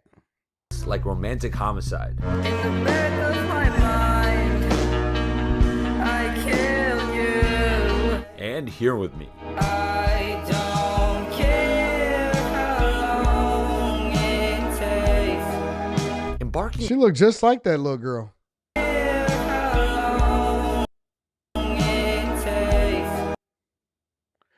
looked just like the girl that was missing. Let me see something. Celeste Rivas. Celeste Rivas. She looked just like the little girl that's missing. She looked just like her. How was this any different from the girl that's missing? And she looked just like her. Literally a spitting image of her.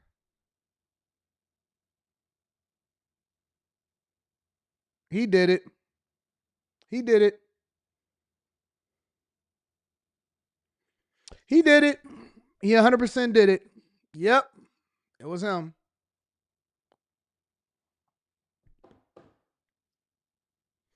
They said she was pregnant. Who is they? Jamal Bradley, you're going to have to substantiate your argument. I have not seen that in any of the reports. I've been following this the whole time. I have not seen any pregnancy rumors. And so if I was to see that, then I would have to know that, like, we going to have to figure that out. Embarking on a world tour for his debut album, Withered.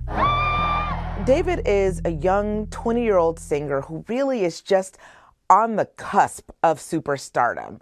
You know, he really got his start because his music went very viral on TikTok. He also was very popular in the video game spectrum from Fortnite. Now he's at the center of a weeks-long mystery after a severely decomposed body was found in an abandoned Tesla registered to the singer's legal name, David Anthony Burke. When the body was found, the LAPD didn't know much about it because it was so heavily decomposed, but it was a female who had been around 5'2", they thought, and from what they could tell, around 71 pounds, or that is what was left of the remains. So, I mean, it got really gruesome in that moment because the body had clearly been in that trunk for so long. The body, that of a young teen named Celeste Rivas, seen in this photo from authorities, who authorities say went missing last year from Lake Elsinore, California. She was 13 years old when she went missing. She would have been 15 had she been living now, but she'd been missing since last year. Celeste Rivas' mom talked to TMZ, and she said that her daughter was dating somebody named David. She didn't know who he was, but all of this is going to come into play as the LAPD is trying to understand if there was a relationship between David and Celeste Rivas. The questions continue to mount. The medical examiner still trying to determine how the teen died. David has not been arrested or charged with any crime and has not issued a public statement since the body was found. ABC News has reached out to David's team for comment and has not heard back. They're not calling this a murder investigation right now. They don't know necessarily that it was murder. It could have been something else, like an accident or an overdose, and that the body was disposed of improperly. They don't know. When the news first broke on September 9th, David was nearly 2,000 miles away in Minneapolis on tour. David went on stage and performed that night and didn't acknowledge anything that happened. And I think that appeared to be a little bit offsetting for people. The one thing that I will say that he has done, that he is doing successfully, through all of the stuff that we keep identifying that he's doing wrong, the one thing that he has done that plenty of people, even Young Thug himself, Young Thug, Gunna, Lil Woody, all of these people, the one thing that he has done is he has kept his mouth shut. I wish he would talk because I want to know what's going on. If he did it, I think he should be held accountable for it, and he should be prosecuted to the furthest extent of the law. But the one thing that he has done, and these tours now canceled and all of this stuff, is he is quiet like a church mouse. A lot of people don't understand that you have a right to remain silent. Anything you say can and will be used against you in a court of law. You have a right to an attorney. If you cannot afford an attorney, one will be provided for you. Do you understand this?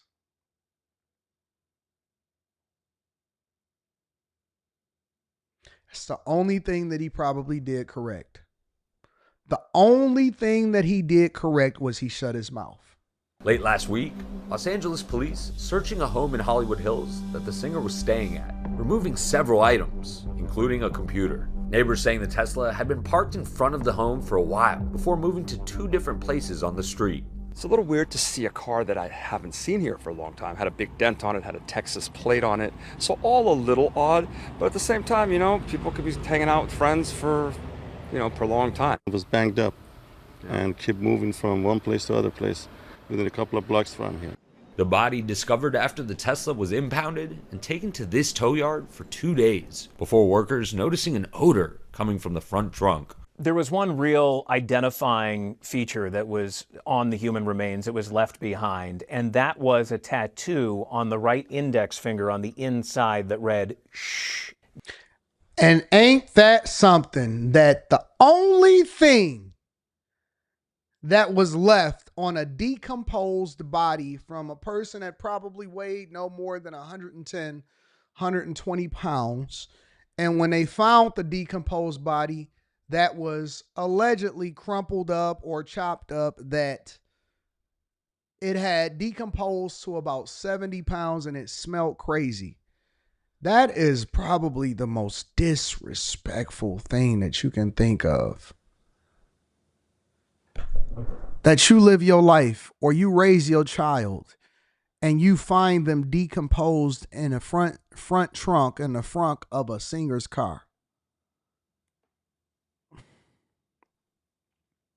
Everybody got to go. Everybody got to go. We not live streaming tomorrow. We not doing nothing. We not live streaming. We not doing no videos for the next 2 weeks. We in Batman mode. We in vigilante status at that point. Everybody got to go. Everybody that you associated with, everybody that I think is a part of it, everybody that covered it up, anybody that had never gotten a Tesla, everybody got to go. You, Torm, everybody going at that point. I don't even think that I would be able to see clearly. I would be seeing red. Not even sure it would even be worth having a conversation about. Go ahead, just cancel my YouTube channel because I'm done. I'm going to go ahead and put it up myself because I got to come get you. I got to see you. I got to see you. And when I see you, I'm not making a scene. I'm just going to see you. Everybody got to go. Everybody got to go at that point. Don't even know if I would be able to see. I'm not sure if there's a man, listen, bro. Listen. For your safety, just leave. Don't talk to my daughter. Not unless you're going to do the right thing. Not unless you're going to do the right thing, because everybody going. Everybody got to go. And I don't think there's a father that is involved in their daughter's life that would ever say differently or think differently. David has that exact same tattoo on his right index finger, as do other celebrities. Rihanna apparently made this popular. This tattoo is not incriminating yet, and the LAPD doesn't even know if the tattoo will come into play in all of this. The singer canceling the rest of his domestic tour after Celeste's identity was released. The repercussions that David is facing right now is he's being tried in a court of public opinion. His label has paused all the promotion. These past few months have been full of big milestones for David, from performing at Coachella to appearing on late night shows like Colbert. What do you have in store? One life away we can't explore. Mm-hmm. Go ahead and get Stephen Colbert up out of there.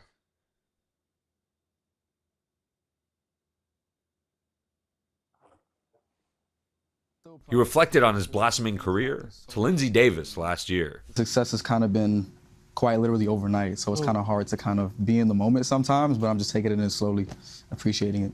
And this is why y'all got to stop worshiping celebrities. Y'all got to stop worshiping these demonic people. Oh my God, it's David. You was just at his concert. He got a body in his Tesla trunk and he been messing with an underage girl, allegedly. This is why y'all got to stop having this celebrity worship culture. Celebrity worship culture is over. Y'all just regular people like everybody else. You a regular person like everybody else. Celebrity worship culture is trash now. We done with celebrities. We only care about you if you a good producer, if you great at entertainment, or you providing something of value into our life. Worship culture for celebrities is over. David has had some pretty significant moments in the last year. He also had a mainstream branding deal with Hollister and Crocs, which is colossal. The brand's telling Footwear News, we have removed the campaign content featuring David while the investigation continues. Some of the artists who he's collaborated with, like Kali Uchis, also taking action. The singer saying she's in the process of pulling down their song, Crashing.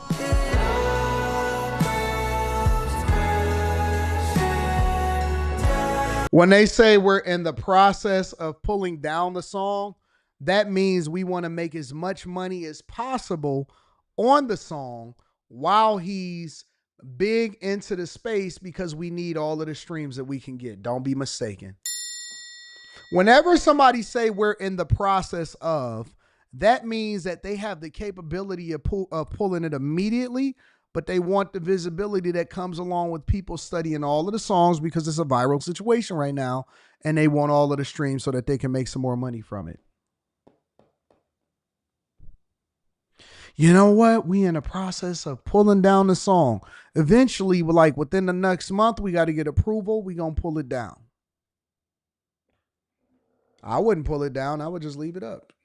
We made the song together. It is what it is. David's lyrics to Romantic Homicide now being re-examined and dissected online. If you, like me, had no idea who David or D4VD is before this body was found in the trunk of his car, let me catch you up. Some of the lyrics in Romantic Homicide say things like, "In the back of my mind, you died." In the back of my mind, you died. And he's really leaned into that darkness. You know, he even posted on his social media that he's selling custom bloody t-shirts by him that fans can purchase. Other creative choices being re-examined too, like this scene in the music video for One More Dance, where a body is being placed in the trunk of a car. After watching you go. He lived his lyrics. All of this, a far cry from the optimism David conveyed to our Gio Benitez just last month. It's such a blessing to be able to like express myself and release my art and help people around the world too. I'm loving the social aspect of it, you know, getting to meet new people and producers and artists and just musicians that I can get inspired from and also inspire too. It's beautiful. Police say the investigation continues and no arrests or charges have been made. Mourners gathering over the weekend in Celeste's hometown to keep her memory alive. I didn't know her personally. I just want justice for this little girl. I don't want her to be forgotten. Yeah, dog. I will say that I'm glad that the police is actually doing a very, very, very, very, very, very, very thorough investigation before they decide to charge this guy. Because they have to have an airtight case. And the fact that he's not talking, which is probably something that's working in his benefit, but all of the evidence point otherwise to this guy being, you know, a monster. And I think that it happens more than y'all realize. Y'all just not really taking it into consideration. Make sure you guys hit a like for the algorithm. I wouldn't want this to happen to anybody. Make sure you guys hit a like for the algorithm, subscribe to the channel, and turn on your notifications. Let me go ahead and read a few of these super chats, and then we're going to go from there. Safari Noble says, son looks like Letitia Wright in Black Panther. Facts. Agreed. Mr. Joe says, a woman must not wear men's clothing, nor a man wearing woman's clothing, for the Lord, your God detests anyone who does this. Deuteronomy 22 and 5. Let me see what else we got popping over here. Il Brando, shout out to Brando, says, if a body of a missing girl was found in my trunk, I'd be in jail yesterday. Facts. With no bail. DJ Secret in the building says his song Romantic Homicide in relation to her death Reminds me of the rapper YNW Melly with his song Murder on My Mind. Now he's on trial. Me University says, Anton, they don't get it. Anybody in my path, run.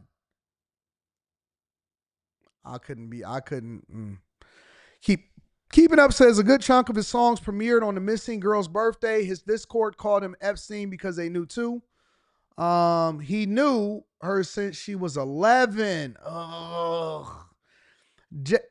Listen, the parents said that they didn't know that it was a singer David that was her boyfriend, but they knew that it was a boy that was her boyfriend named David. How does an 11-year-old have a boyfriend? Why would you let your 11-year-old, 12-year-old daughter have a boyfriend? J Ben says, heard we got a new addition to the MMA Motion Man Academy. Hey, yo, your car, congrats on putting the pro in promotion. You definitely earned this blessing. Facts. And shout out to everybody that's happy for everybody that wins and is successful. Me University says, you in my way? Okay. I'm going to forgive him and I'm going to rip you. Man, listen. We don't even want to think like that because we don't even want to be in that type of mindset, that type of space. All right. Let's go over to the money. All right. So we got a couple money articles that we want to talk about. The first one is we want to expound on this H-1B visa situation that Trump said that he's going to be charging $100,000 a year for.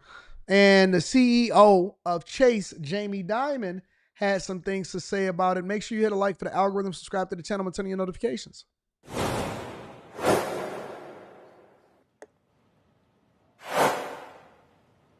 JP Morgan Chase CEO Jamie Dimon becoming the latest high-profile business leader to sound off on the Trump administration's changes to the H-1B visas. The president announcing they'll soon cost $100,000 for new workers.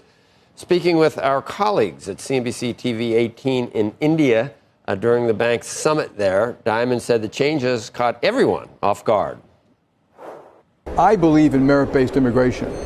You know, as a matter of fact, I would beg the president, he has accomplished border control, that's great. I mean, I think all nations want real border control. That helps make a nation. But after that, we should have, good immigration. We also heard from NVIDIA CEO Jensen Huang and OpenAI CEO Sam Altman on H-1Bs yesterday in their interview with CNBC's John Fort. Huang saying immigration is critical to his company and America's future, and Altman saying it's important to bring the smartest people into the U.S.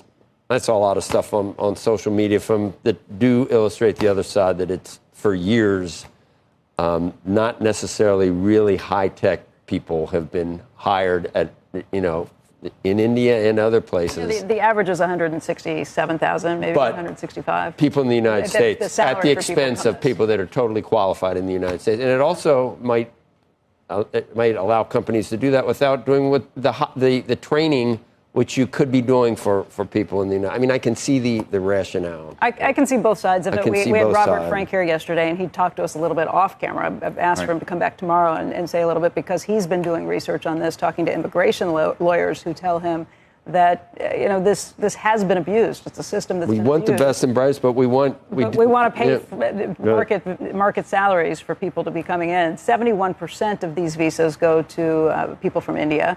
Another 11% are going to people from China. There is a 6% unemployment rate right now, Robert mentioned, that is for recent graduates. So it's much higher than the average unemployment rate. And there are questions about a lot of things that could be causing this, whether it's AI, whether it's a slowdown in the economy, or employers thinking they just want to hold on to the people they have and not bring new people in. But there are some valid questions to be asked about whether the system has been abused, particularly. I mean, you can't do it. Every system that big companies or culturally is available to people is going to be abused and taken advantage of. Not only is it abused and taken advantage of, if y'all really want to know the truth, if you really want to know the truth, I'll tell you the truth. The truth is this. They say 71% of all of these visas go over to Indians. A lot of these people are not smarter than you. Listen, man, listen. I've worked with them as contractors. I've worked with them as employees. I've worked with them. There are some smart ones, But the vast majority, I would say, if you ask me my opinion, and I've met a lot of them, I've kicked it with a lot of them, I've went to lunch with a lot of them, I've had to manage some of them. I'm telling you that a lot of them are lazy. They don't work as hard as you think that they do. They are just cheap, and they are giving the perception that they are smarter and more efficient than they really are. I've seen them get put on pips. I've seen them get fired. Bruh. Listen, bro. Listen. It's almost like I've worked with them for so long and for so many times and so many different instances. I remember when I first started working with them a lot of these H-1B Indians that are working on a lot of these projects in these information technology sectors. And I couldn't, like, it was so hard to decipher the language. I've worked with them for so long that I was able to translate a little bit. Like, as far as like, because they would be speaking English, but the dialect is so heavy. You know, the accent is so heavy that people that are new coming in, it's almost like they just got to listen intently to it. And so new people that would come in, like this white girl, you know, she came in straight from college or whatever, so on and so forth. She was a big back. I remember, I won't say her name. So, you know, she was a big back though. Very much running in the victim Olympics. I will also tell you that white women are fairly lazy themselves. For some reason, they keep skating by, barely skating by, but still getting a paycheck, and they be lazy. And boy, let me tell you something. I'm gonna break down corporate America for y'all. All right, let me break down corporate for y'all really quickly. Every person in corporate America, for the most part, because nobody is a monolith, and obviously there's different people in corporate America, there's a prototype. There is a prototype. The skinny white girl that looks halfway decent, she usually is working in human resources. She works in some capacity that does not force her to do the day-to-day heavy lifting. There's a big back white woman. She usually is serving in some capacity as sometimes she could be a scrum master. Sometimes she could be a project manager. A lot of times they are in some creative role. They're artsy. And when they're younger, they be artsy. Once they get a little bit older, once they get into their 30s and 40s, they get a bigger back. But I will tell you, their calling card, and I know a lot of black men. It's a lot of black men that trust, and a lot of Indian men that trust, and a lot of white men that trust. But I'm going to tell you, I have had more big back white women come to me to tell on you about what you doing because you felt so comfortable with them, and you went to the company outing, and then you got comfortable, and now you say stuff like, yeah, I'm going to dip out of work early, and they're going to be the first one to call me and say, hey, Anton, you know, such and such is dipping out early today. Such and such is dipping out early today. They cannot wait to tell on you. So for all of y'all that feel so comfortable dealing with these people on a regular basis, they snitching on you. Now, you also have the tale of two Indian IT workers. Okay, I'm a profile for y'all today. As I've been in this game, I done seen it all, did it all, been around it all. You have the tale of two IT workers, two different types of Indian IT workers. The women IT workers, the developers, the programmers, and all of that, they tend to be a lot smarter, and they tend to be a lot more driven. The women Indian IT workers do not like the men Indian IT workers for the most part. They loathe them because the men Indian IT workers tend to be a little bit more unkept. They always come in with their shirt untucked.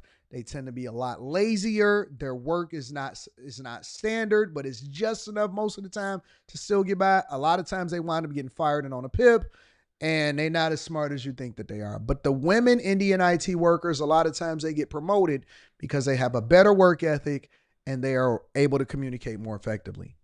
Also, women Indian IT workers are looking for husbands. The older ones tend to be married, and they are very successful, and they're married to somebody successful. And so they pull their money together. And even though they are able to hold on to positions inside of corporate America, somehow, some way, they're still able to turn on their submissiveness and they're able to make their marriage work. I don't know how, I don't know why, I don't know why this is a thing, but I'm telling you, I done been invited over their houses. I done had conversations with them. This is a real thing. Now, the younger ones, they willing to do whatever. You know what I'm saying? They tend to be more adventurous. They trying to figure out how to adopt American culture a little bit more, but still maintain their Indian heritage and all of that stuff. But they still are very productive in their jobs. Very productive in their jobs. And they're not quite big bags. You know what I'm saying? It's a mixture. However, a lot of times they soft everywhere. They soft. You know what I'm saying? A couple rolls here, a little bit of Pillsbury there. But it's not quite big bag, but they got youth on their side. And sometimes they grow out of it, but a lot of times they just walk around and the next thing you know, they got on Obama jeans and that's the end of the conversation. You know, she got potential, but it is what it is. Okay? Tamika, am I telling it or am I telling you? Now, you also have the white guys. Now, the white guys, it's a tale between two white guys also, because you got the white guys that are very reclusive, right? They tend to be developers. A lot of times they have been in that role for a long time. They have bad attitude sometimes, and they're willing to push back. They're willing to push back because they smart as hell, and they know that it ain't nothing that you could really do to them because they wrote the manual half the time on half the stuff, and they've created a space to where they've made the job so dependent on them that you can't get rid of them. And so they just be in there in that same position for a long time. A lot of those same white guys that's developers, they in them same positions that I've already graduated from, and they still sitting there. And they don't mind telling a little bit too if they don't like you. But a lot of times they are against the company, but not so much to where to mess up their paycheck. Those are the ones that's been there for a long time. Those are the snow hairs. Now, the younger white guys, a lot of times they're a lot more motivated. They're ready to get through corporate America. They're ready to grow. They're networking effectively. They spend their time and they do all of the things that they're supposed to do, and they're working and they're always at the company picnic. And so they tend to volunteer a little bit more. Although, as I was transitioning out of corporate America, I'm starting to see a lot more sassier white guys that's in there. All right. Then you got your Asian, your quant. Right? Asians, they mind their business. They do what they're supposed to do. They attend their company meetings, and you never know anything about what they got going on outside of work. They do what they supposed to do. They smile. They are nice. They usually are good at whatever the position is that they do. They never get fired. I've never seen an Asian man or woman get fired. I've never in my life ever seen them get put on a PIP. I've never seen them get fired. I've never seen any of that type of stuff. And you never know what they got going on outside of here. Never, ever. Then you got your black woman, right? Black women, especially in information technology, a lot of times they work in a call center. Now, the call center is going to be filled with black women. Call centers inside, because they're usually on a different floor, right? So the top floor is usually the executive floor. One floor below it, most of the time, it may be the call center. And then the couple floors below that is like everybody. It's a mixture of project managers, developers. A lot of times the developers be in a basement because they're reclusive as hell and they request that space. But black women, they take over. I don't know if they get all of their friends in or whatever. They take over the call centers. They love call centers. I don't know what it is, but they love call centers. But then you'll get the black woman that tends to be a lot more motivated, right? And so they love the DEI positions. They love call centers. They love human resources. And then they also tend to mix in a little bit sometimes with like project manager or whatever. But you never see a black woman as a developer. You never see a black woman as a scrum master. You're never seeing a black woman as any of those positions that are extremely technical, right? They tend to be in the business realm or whatever and all of that type of stuff if they decide that they want to level up. And then you see the black man, right? Black men in information technology is probably the most coveted position outside of Asians. And people don't even know this.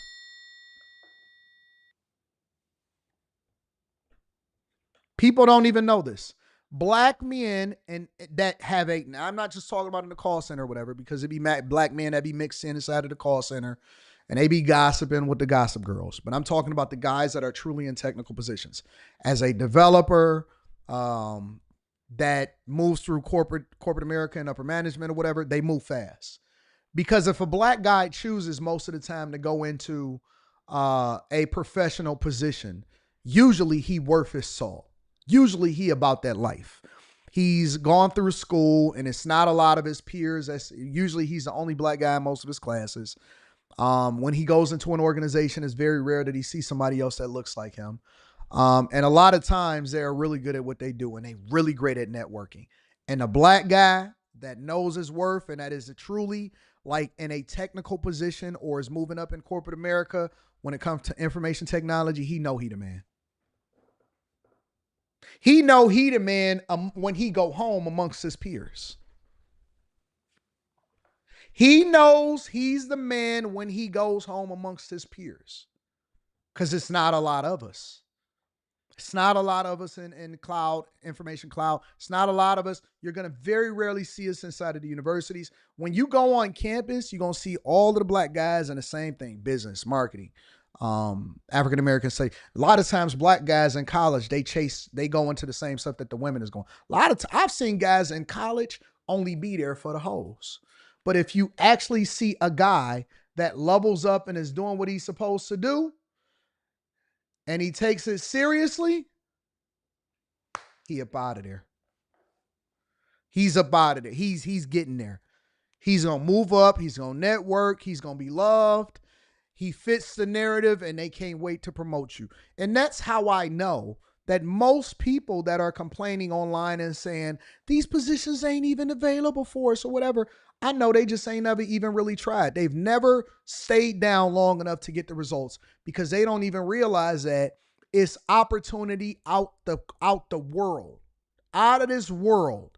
There is so much opportunity for people that want to take what they do seriously, and hopefully your kids hear this, or hopefully you young people or whatever it is hear this, is so much opportunity for you. You are a god when you go into these environments and organizations. So for all of y'all that just want to keep saying and be lazy and you don't want to make the time and make the short-term sacrifice, man, listen, put away the women for a second.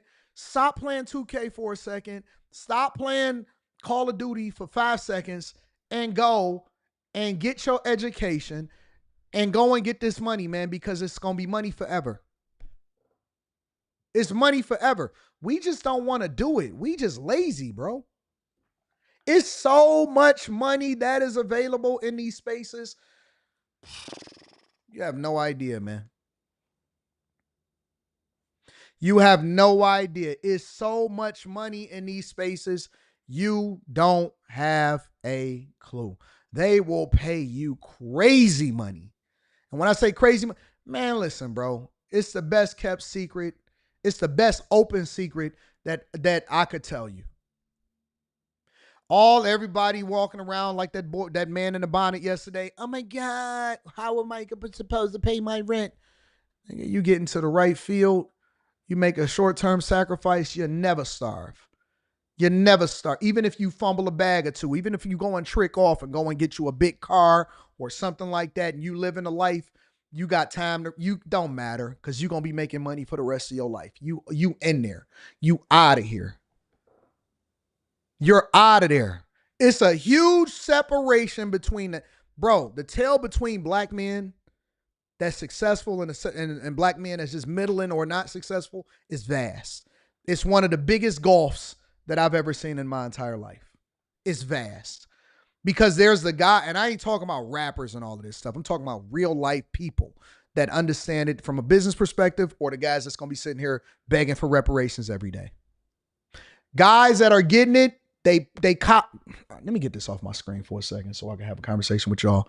Guys that are getting it, that even pretend like they care about what you're talking about when it comes to reparations, they cosplaying. They don't care nothing about what y'all talking about because they won. They won. At some point, either he going to become a millionaire or he's already on his way to being a millionaire. They won. They won at life. If you put the video games down for 5 seconds, if you focus for 5 seconds, buddy, I'm telling you, your life is going to be vastly different. Black men in America, let me tell you something, bro. I'm gonna talk to you, and I'm speaking from the heart, because I know a lot of y'all always complaining, and you be inside of my chat complaining about your situation and women. The world is your oyster. If you make a 3 to 4 year sacrifice, you will never, ever complain about life ever again. Ever. Your biggest obstacle is going to be battling to lower your taxes. And your second biggest obstacle is going to be trying to figure out where you fit in this niche of the culture.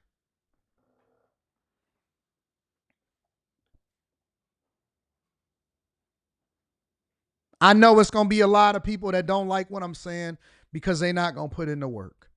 But if I could just put a battery in your back, and shout out to the bag chasers, shout out to the Patreon members. Link is in the description as well as pinned to the top of the chat. Come rock out with a group of people that actually understand what you're trying to do.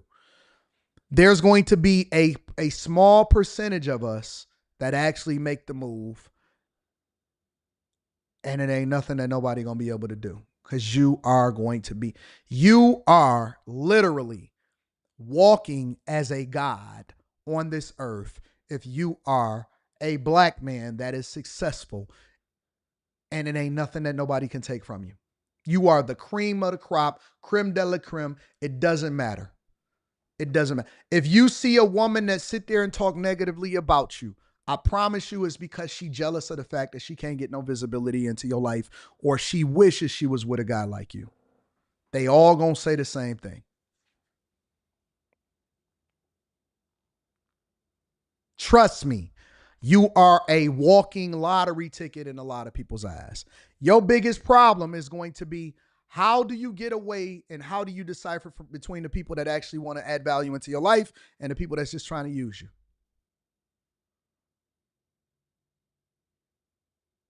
You're not going to be worried about the same thing, all of this little crying and this little complaining and stuff like that.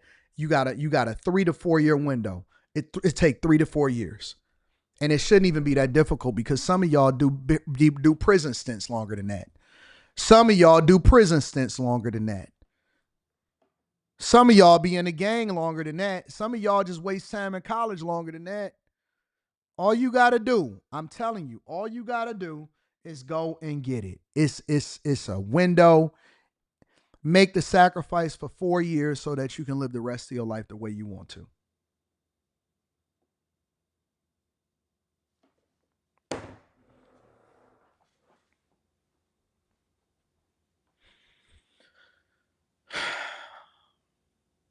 I'm telling you, the world is yours. The world is yours. And it ain't an Indian, it ain't a white man, it ain't an Asian, it ain't a Latino man, ain't none of these men. Arabic, none of them even compare to you when it comes to your window. 2025, there's never been a better time to be a black man in the United States of America. I'm telling you the honest to God truth. There's never been a better time to be a black man in the United States of America than 2025. The world is your oyster. I don't give a fuck what these people is talking about online. You can say what you want. You walk like a king. You control the narrative. It's yours. The world is yours, bro.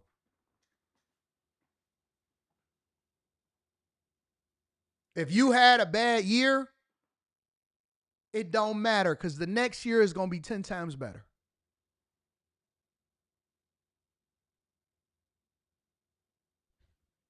And there's some of us in here that already know it. They already get it because they live in it. And we can't even convince you otherwise. I wish I could break it down for you. I wish I could break it down for you. I wish I could tell you, forget the H-1B visas. I know we were supposed to talk about that, but you know this is the Millionaire Derailment Show. And so you hear me derail on some of the jokes that I be telling and stuff, but I'm so serious. I'm so serious right now. I'm so serious right now. The world is your oyster. All you got to do is grab it, bro. All you got to do is grab it. You can have anything you want. You know what my biggest prayer was? Lord, give me the character to be able to handle success that I know is coming. I already knew it. Lord, bless me with good character in real life, not on this entertainment stuff. Bless me with good character in real life to be able to handle what it is that you're about to give me so I don't crash out on success.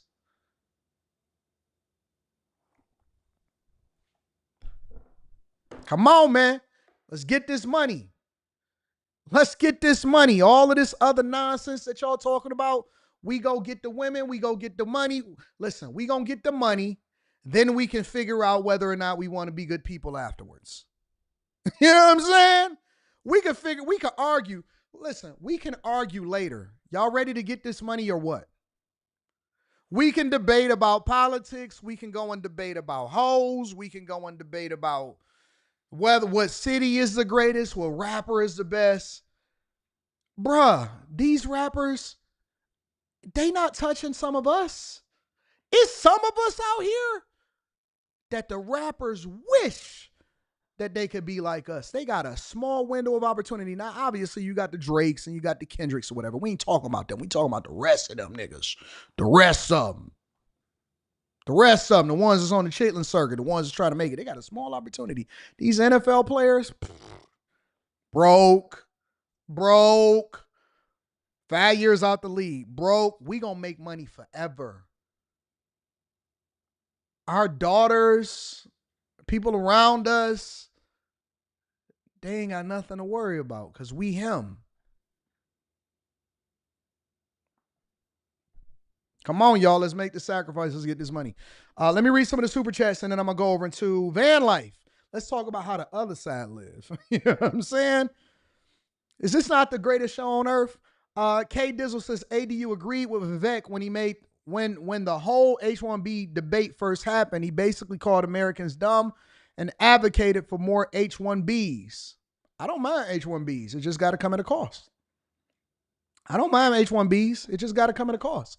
If you value, listen.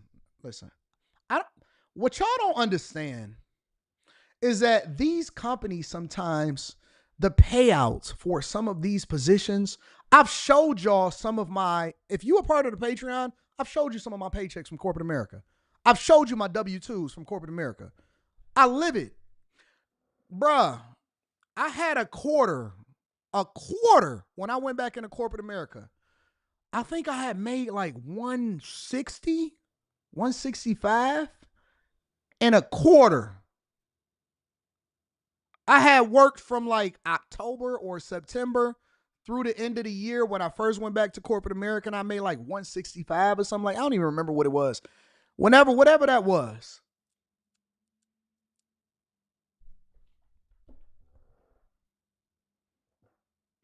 That was one quarter. I don't really think y'all know how big the pay packages are and the equity that you get in some of these companies. You don't know. You have no clue, bro, because you haven't seen it. And so if you telling me that it's too much to charge $100,000 a year for an H-1B visa for a person that you value this much, that adds that much value into the company, then pay it. You're not going to be paying no $1,000. Pay it. Pay it. Pay up. If you value them that much, then pay up. Artac123 says, what up, though? What up, big dog? Hidden in the building says, call customer service and tell me they're smarter. Right. They don't be knowing what's going on.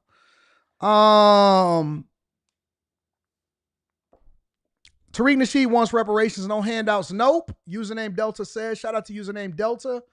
Rob OC says, you are preaching. I've been a BA for 5 years. It's long hours and a different world to navigate, but crossing into six figures made it worth it. And you're going to make way more money as you continue to run it up.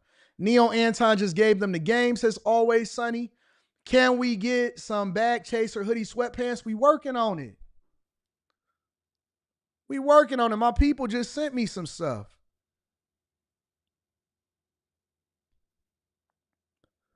My people just sent me some stuff. My people just sent me some stuff. You know what I'm saying? We working. Don't worry about it. You don't need to see that. We working. I got you, big dog. 392Q. We a special group of people. DJ Complex says, AD, I legit just left out of the IT interview at Duke, and during the interview, I was getting a call offering IT position from an interview I did yesterday. We don't have the same problems that everybody else has. We don't have the same problems that somebody else had. Derek Burks says, I'm in banking and want to switch to tech. Do you recommend going back to school for 4 years, or is there a streamlined path? I think that you should just go ahead and get your degree. Honestly, I think you should get your degree. I think you should get your degree. Ken J says, and your job will probably pay for it. You speaking my story, bro. Been a crazy come up year. SC 12 years in a row. Hit different when you the big dog. Shout out to you. I appreciate y'all. All right, y'all. Let's go ahead. Let's go ahead and go over to see what the other side is living like. Y'all ready to see what the other side is living like?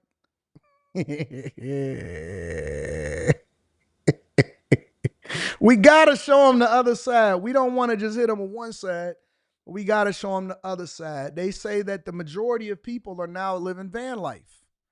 That more Americans are buying RVs for $4,000, $5,000, $6,000, $7,000. And they getting a water hookup and they living in the woods and then they taking a crap in the woods. Make sure y'all hit a like for the algorithm, subscribe to the channel, and turn your notifications. Outside light on. It actually has a queen size bed, which is hard to believe. Somebody says, nah, Anton, do the fintech route and learn internally, no degree necessary. Well, here's the thing. The reason why I tell people to get a degree is because do you want to be limited to the opportunities that you have in front of you, or you only want to do that one job? Because leveling up in corporate America, they're looking to push you, but you still have to have the credentials once you get in the door if you want to go to that next level. So it's important for you guys to stay focused, all right? For Gus Francis, this is home. A 20-year-old camper he bought for $5,000, parked in an RV lot in Graysville, Tennessee, just north of Chattanooga. I got all my rosaries for protection everywhere. Books. Now retired, he worked for decades as a commercial diver and hoped to live closer to his widowed mother. But when he sought a more conventional home, I just can't see how people with a normal job making $15 an hour can afford an apartment without multiple roommates. Are you able to use this for now or no? No, I don't use it at all. I eat a lot of soup. Yeah, soup is great. meals are made in the microwave, the stove unused for fear of a gas leak. Right next door is Debbie Williams. Welcome to my house over here. Listen, I know it's a lot of y'all that's like, yeah, you know, that's what my dream is to live off the grid and, you know, all of that type of stuff. And I respect you. I respect your decisions. I respect your vision of what you think the American dream is, but may this type of life never find me. May this type of life never find me. I don't ever want to sleep in my car.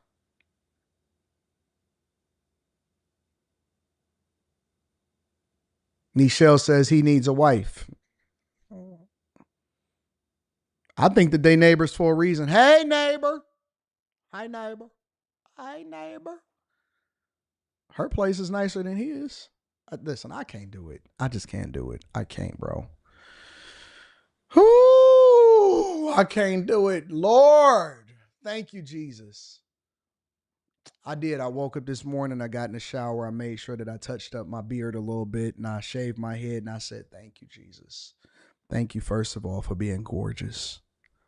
Thank you for being gorgeous.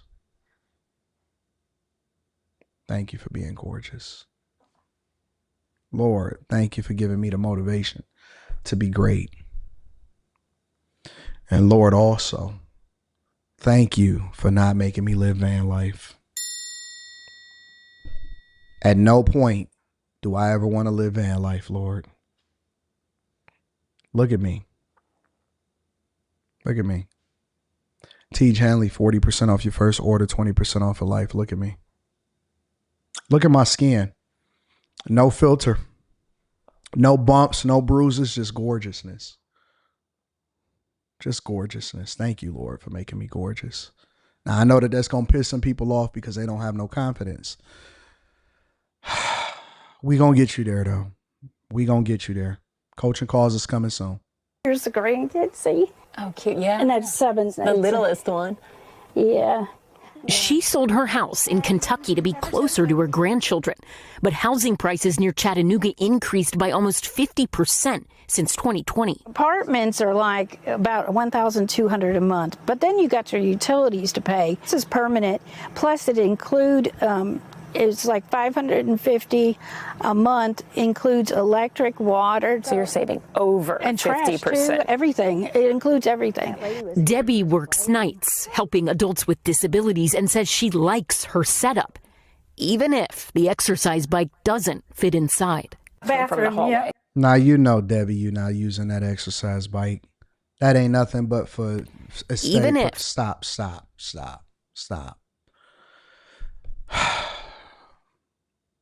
Deb. Y'all could have let... This is so catty. The producers could have left this part out of the show. Right? Why they playing games? The producers could have left this out of the show. They know this is not a thing. Why are we playing games here? Huh? Stop. The exercise bike doesn't fit inside. Bathroom, yeah. Okay. I like my shower. It's really nice. And then my bedroom. Debbie and Gus now among the nearly 500,000 people in the U.S. living in RVs full time. I sometimes thought, man, if I could have saved more money in the past, but what it was is I don't blame myself either because I raised 4 kids with no child support. Despite the tight quarters, plenty of room to build a community that matters. Rebuke cat bats. That looked like a cat bat. Despite the tight quarters, plenty of room to build a community. Nah, I'm good. I'm okay. I don't want to live that life. I don't want to live that life. You know, I made up in my mind that I'm committed to the bag. I'm committed to the bag. I seen somebody give somebody some advice the other day, and they said, "Yo," because one of them was giving kind of like a pep talk motivation. They was reminding them of a conversation that they had, and they said, "You know, what are you talking about?" And they said, "Yeah, man, because I don't know. I was looking at the price," and they said, "Well, make more money." He said, "How can you afford it? Not whether or not you can afford it." He said, "You might not be able to get it right now, but that means that you got to go make some more money." And he said, "Yeah, man, I know you're right. You know, you was a..." And Fab said, "Honestly, I'm committed to this life." It was Fab. Fab was talking to Jim Jones. I was looking at Fab talking to Jim Jones.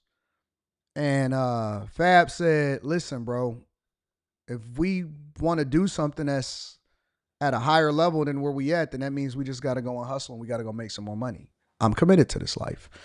And I made up my mind a long time ago that I'm committed to living this type of life. I would like the option to not do it if I don't feel like doing it, not necessarily be required to lower my lifestyle. And I think that there's a time for you to make the sacrifice so that you can live the life that you want to live. And then once you start to experience a life of abundance, never go backwards. Now, I know that there's times that you got to buckle down and start to hustle and grind and all of this other type of stuff. And so you may not necessarily be able to spend the type of money that you was spending because you got other investments or things that you're trying to do and accomplish, but never go backwards. Never go backwards. I declare 2 steps forward. If you going to take a step back, make 2 or 3 steps forward.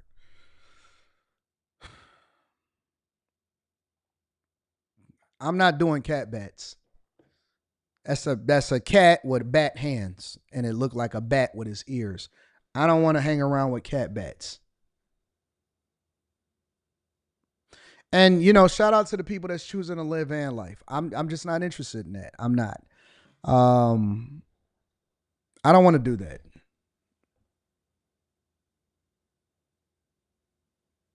I feel you, Angela T.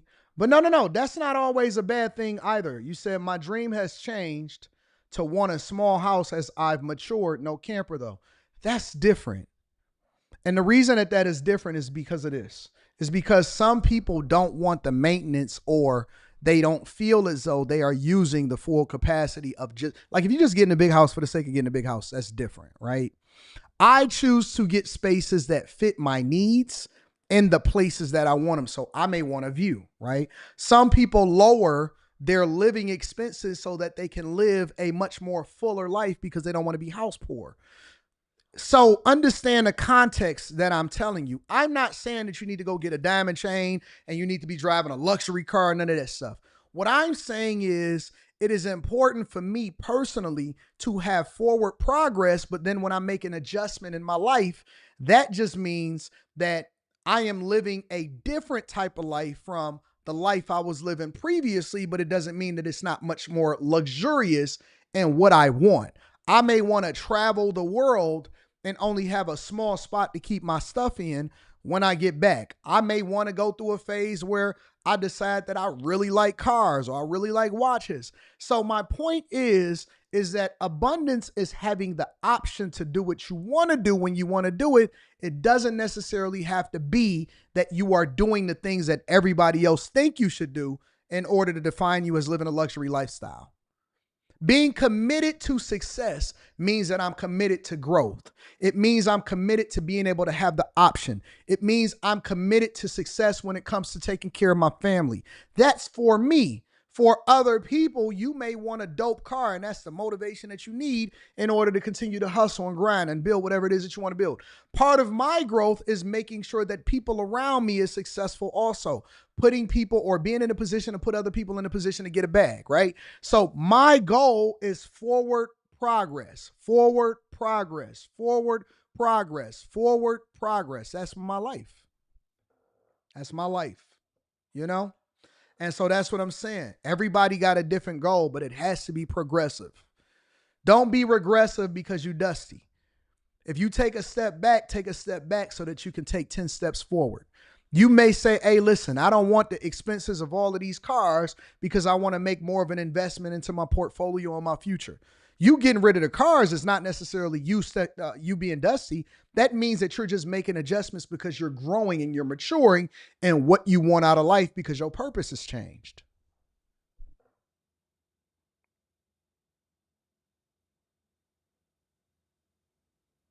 You know what I'm saying? Are we going a little bit too deep? Don't worry about it. It's cool. Let me read some of these super chats. Super. Choose it. We got after hours tonight, y'all. Got a dope lineup of subjects, but we definitely got after hours tonight. Oh, snap. You said we almost have 400,000 on this channel. Let's see where we at on the other channel. Choose it.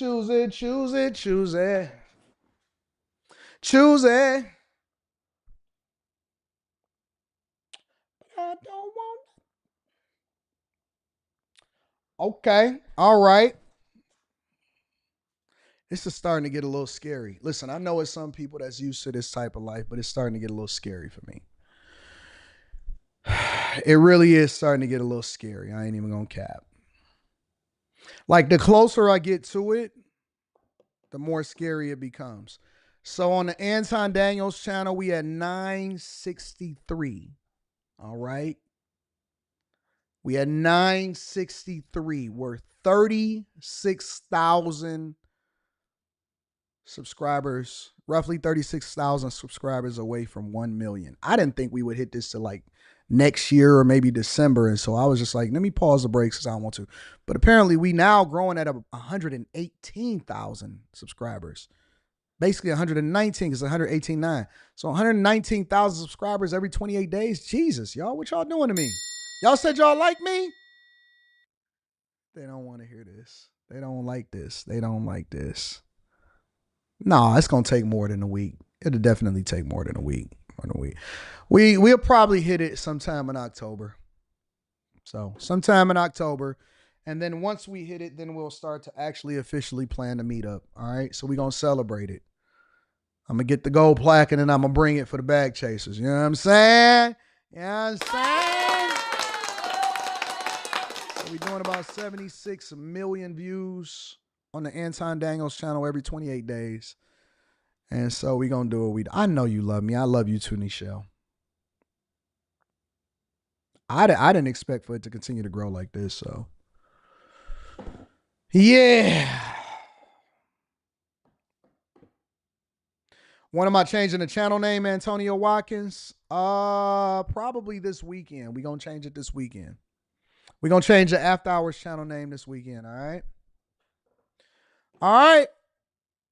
I love you. I appreciate you. Shout out to everybody again. Congratulations to your car. Let me read a couple of more super chats. Miss Salat says, would you start off in a contract role for a large company, or would you aim for direct hire roles only?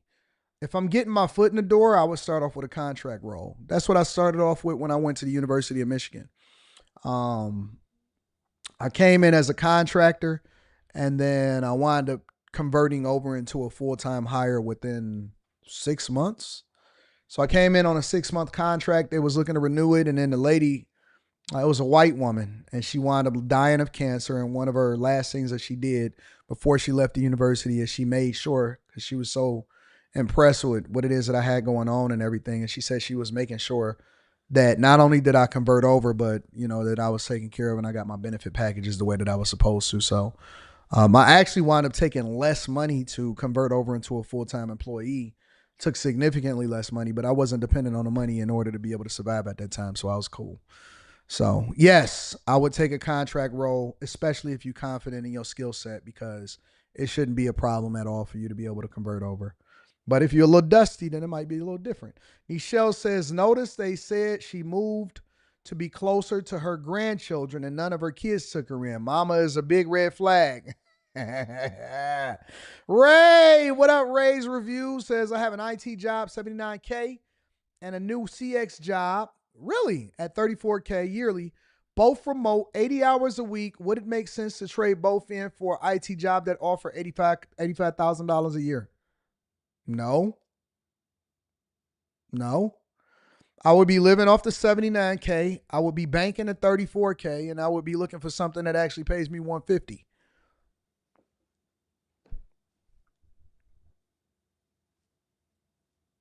But you're looking for job security? I will be living off the 79, banking the 34, and looking for something that's 150. That's what I would do. And you remote. You could be working on your businesses. You could be doing a lot of stuff while you remote. Free agent forever Rocky Cage in the building says, y'all said where the other plaques at? They in there. I got some other plaques in there. What up, AD? After I broke up with my last girlfriend, I spent 10 years doing vehicle living. Not saying it was the best situation, but it was the best thing that ever happened to me. Once I left that, it's hard to look back. I'm assuming that you did it, though, so that you can save up and stack up. It's a lot of guys that moved out west, and what they did was they was making a whole lot of money, but they was just living in their cars, and then they saved up enough money to really be able to branch out and do what they wanted to do, but they paid cash. So shout out to you. Shell Shock says, I ain't seen a music break in a minute, so what you know about that PA featuring 8 Ball Sundown? Now that's the Slept On Midwest Big Body Classic. Y'all want to do music? Y'all want me to give y'all some music interludes? I got you. I got some new tracks for y'all too. Purple Haze says, so many gems. I'm going to watch this again. I do. I ain't going to lie to you. I do drop a lot of gems in here for y'all. I drop some Easter eggs in here for y'all. But that's because I'm not a gatekeeper and I want to add as much value as I possibly can.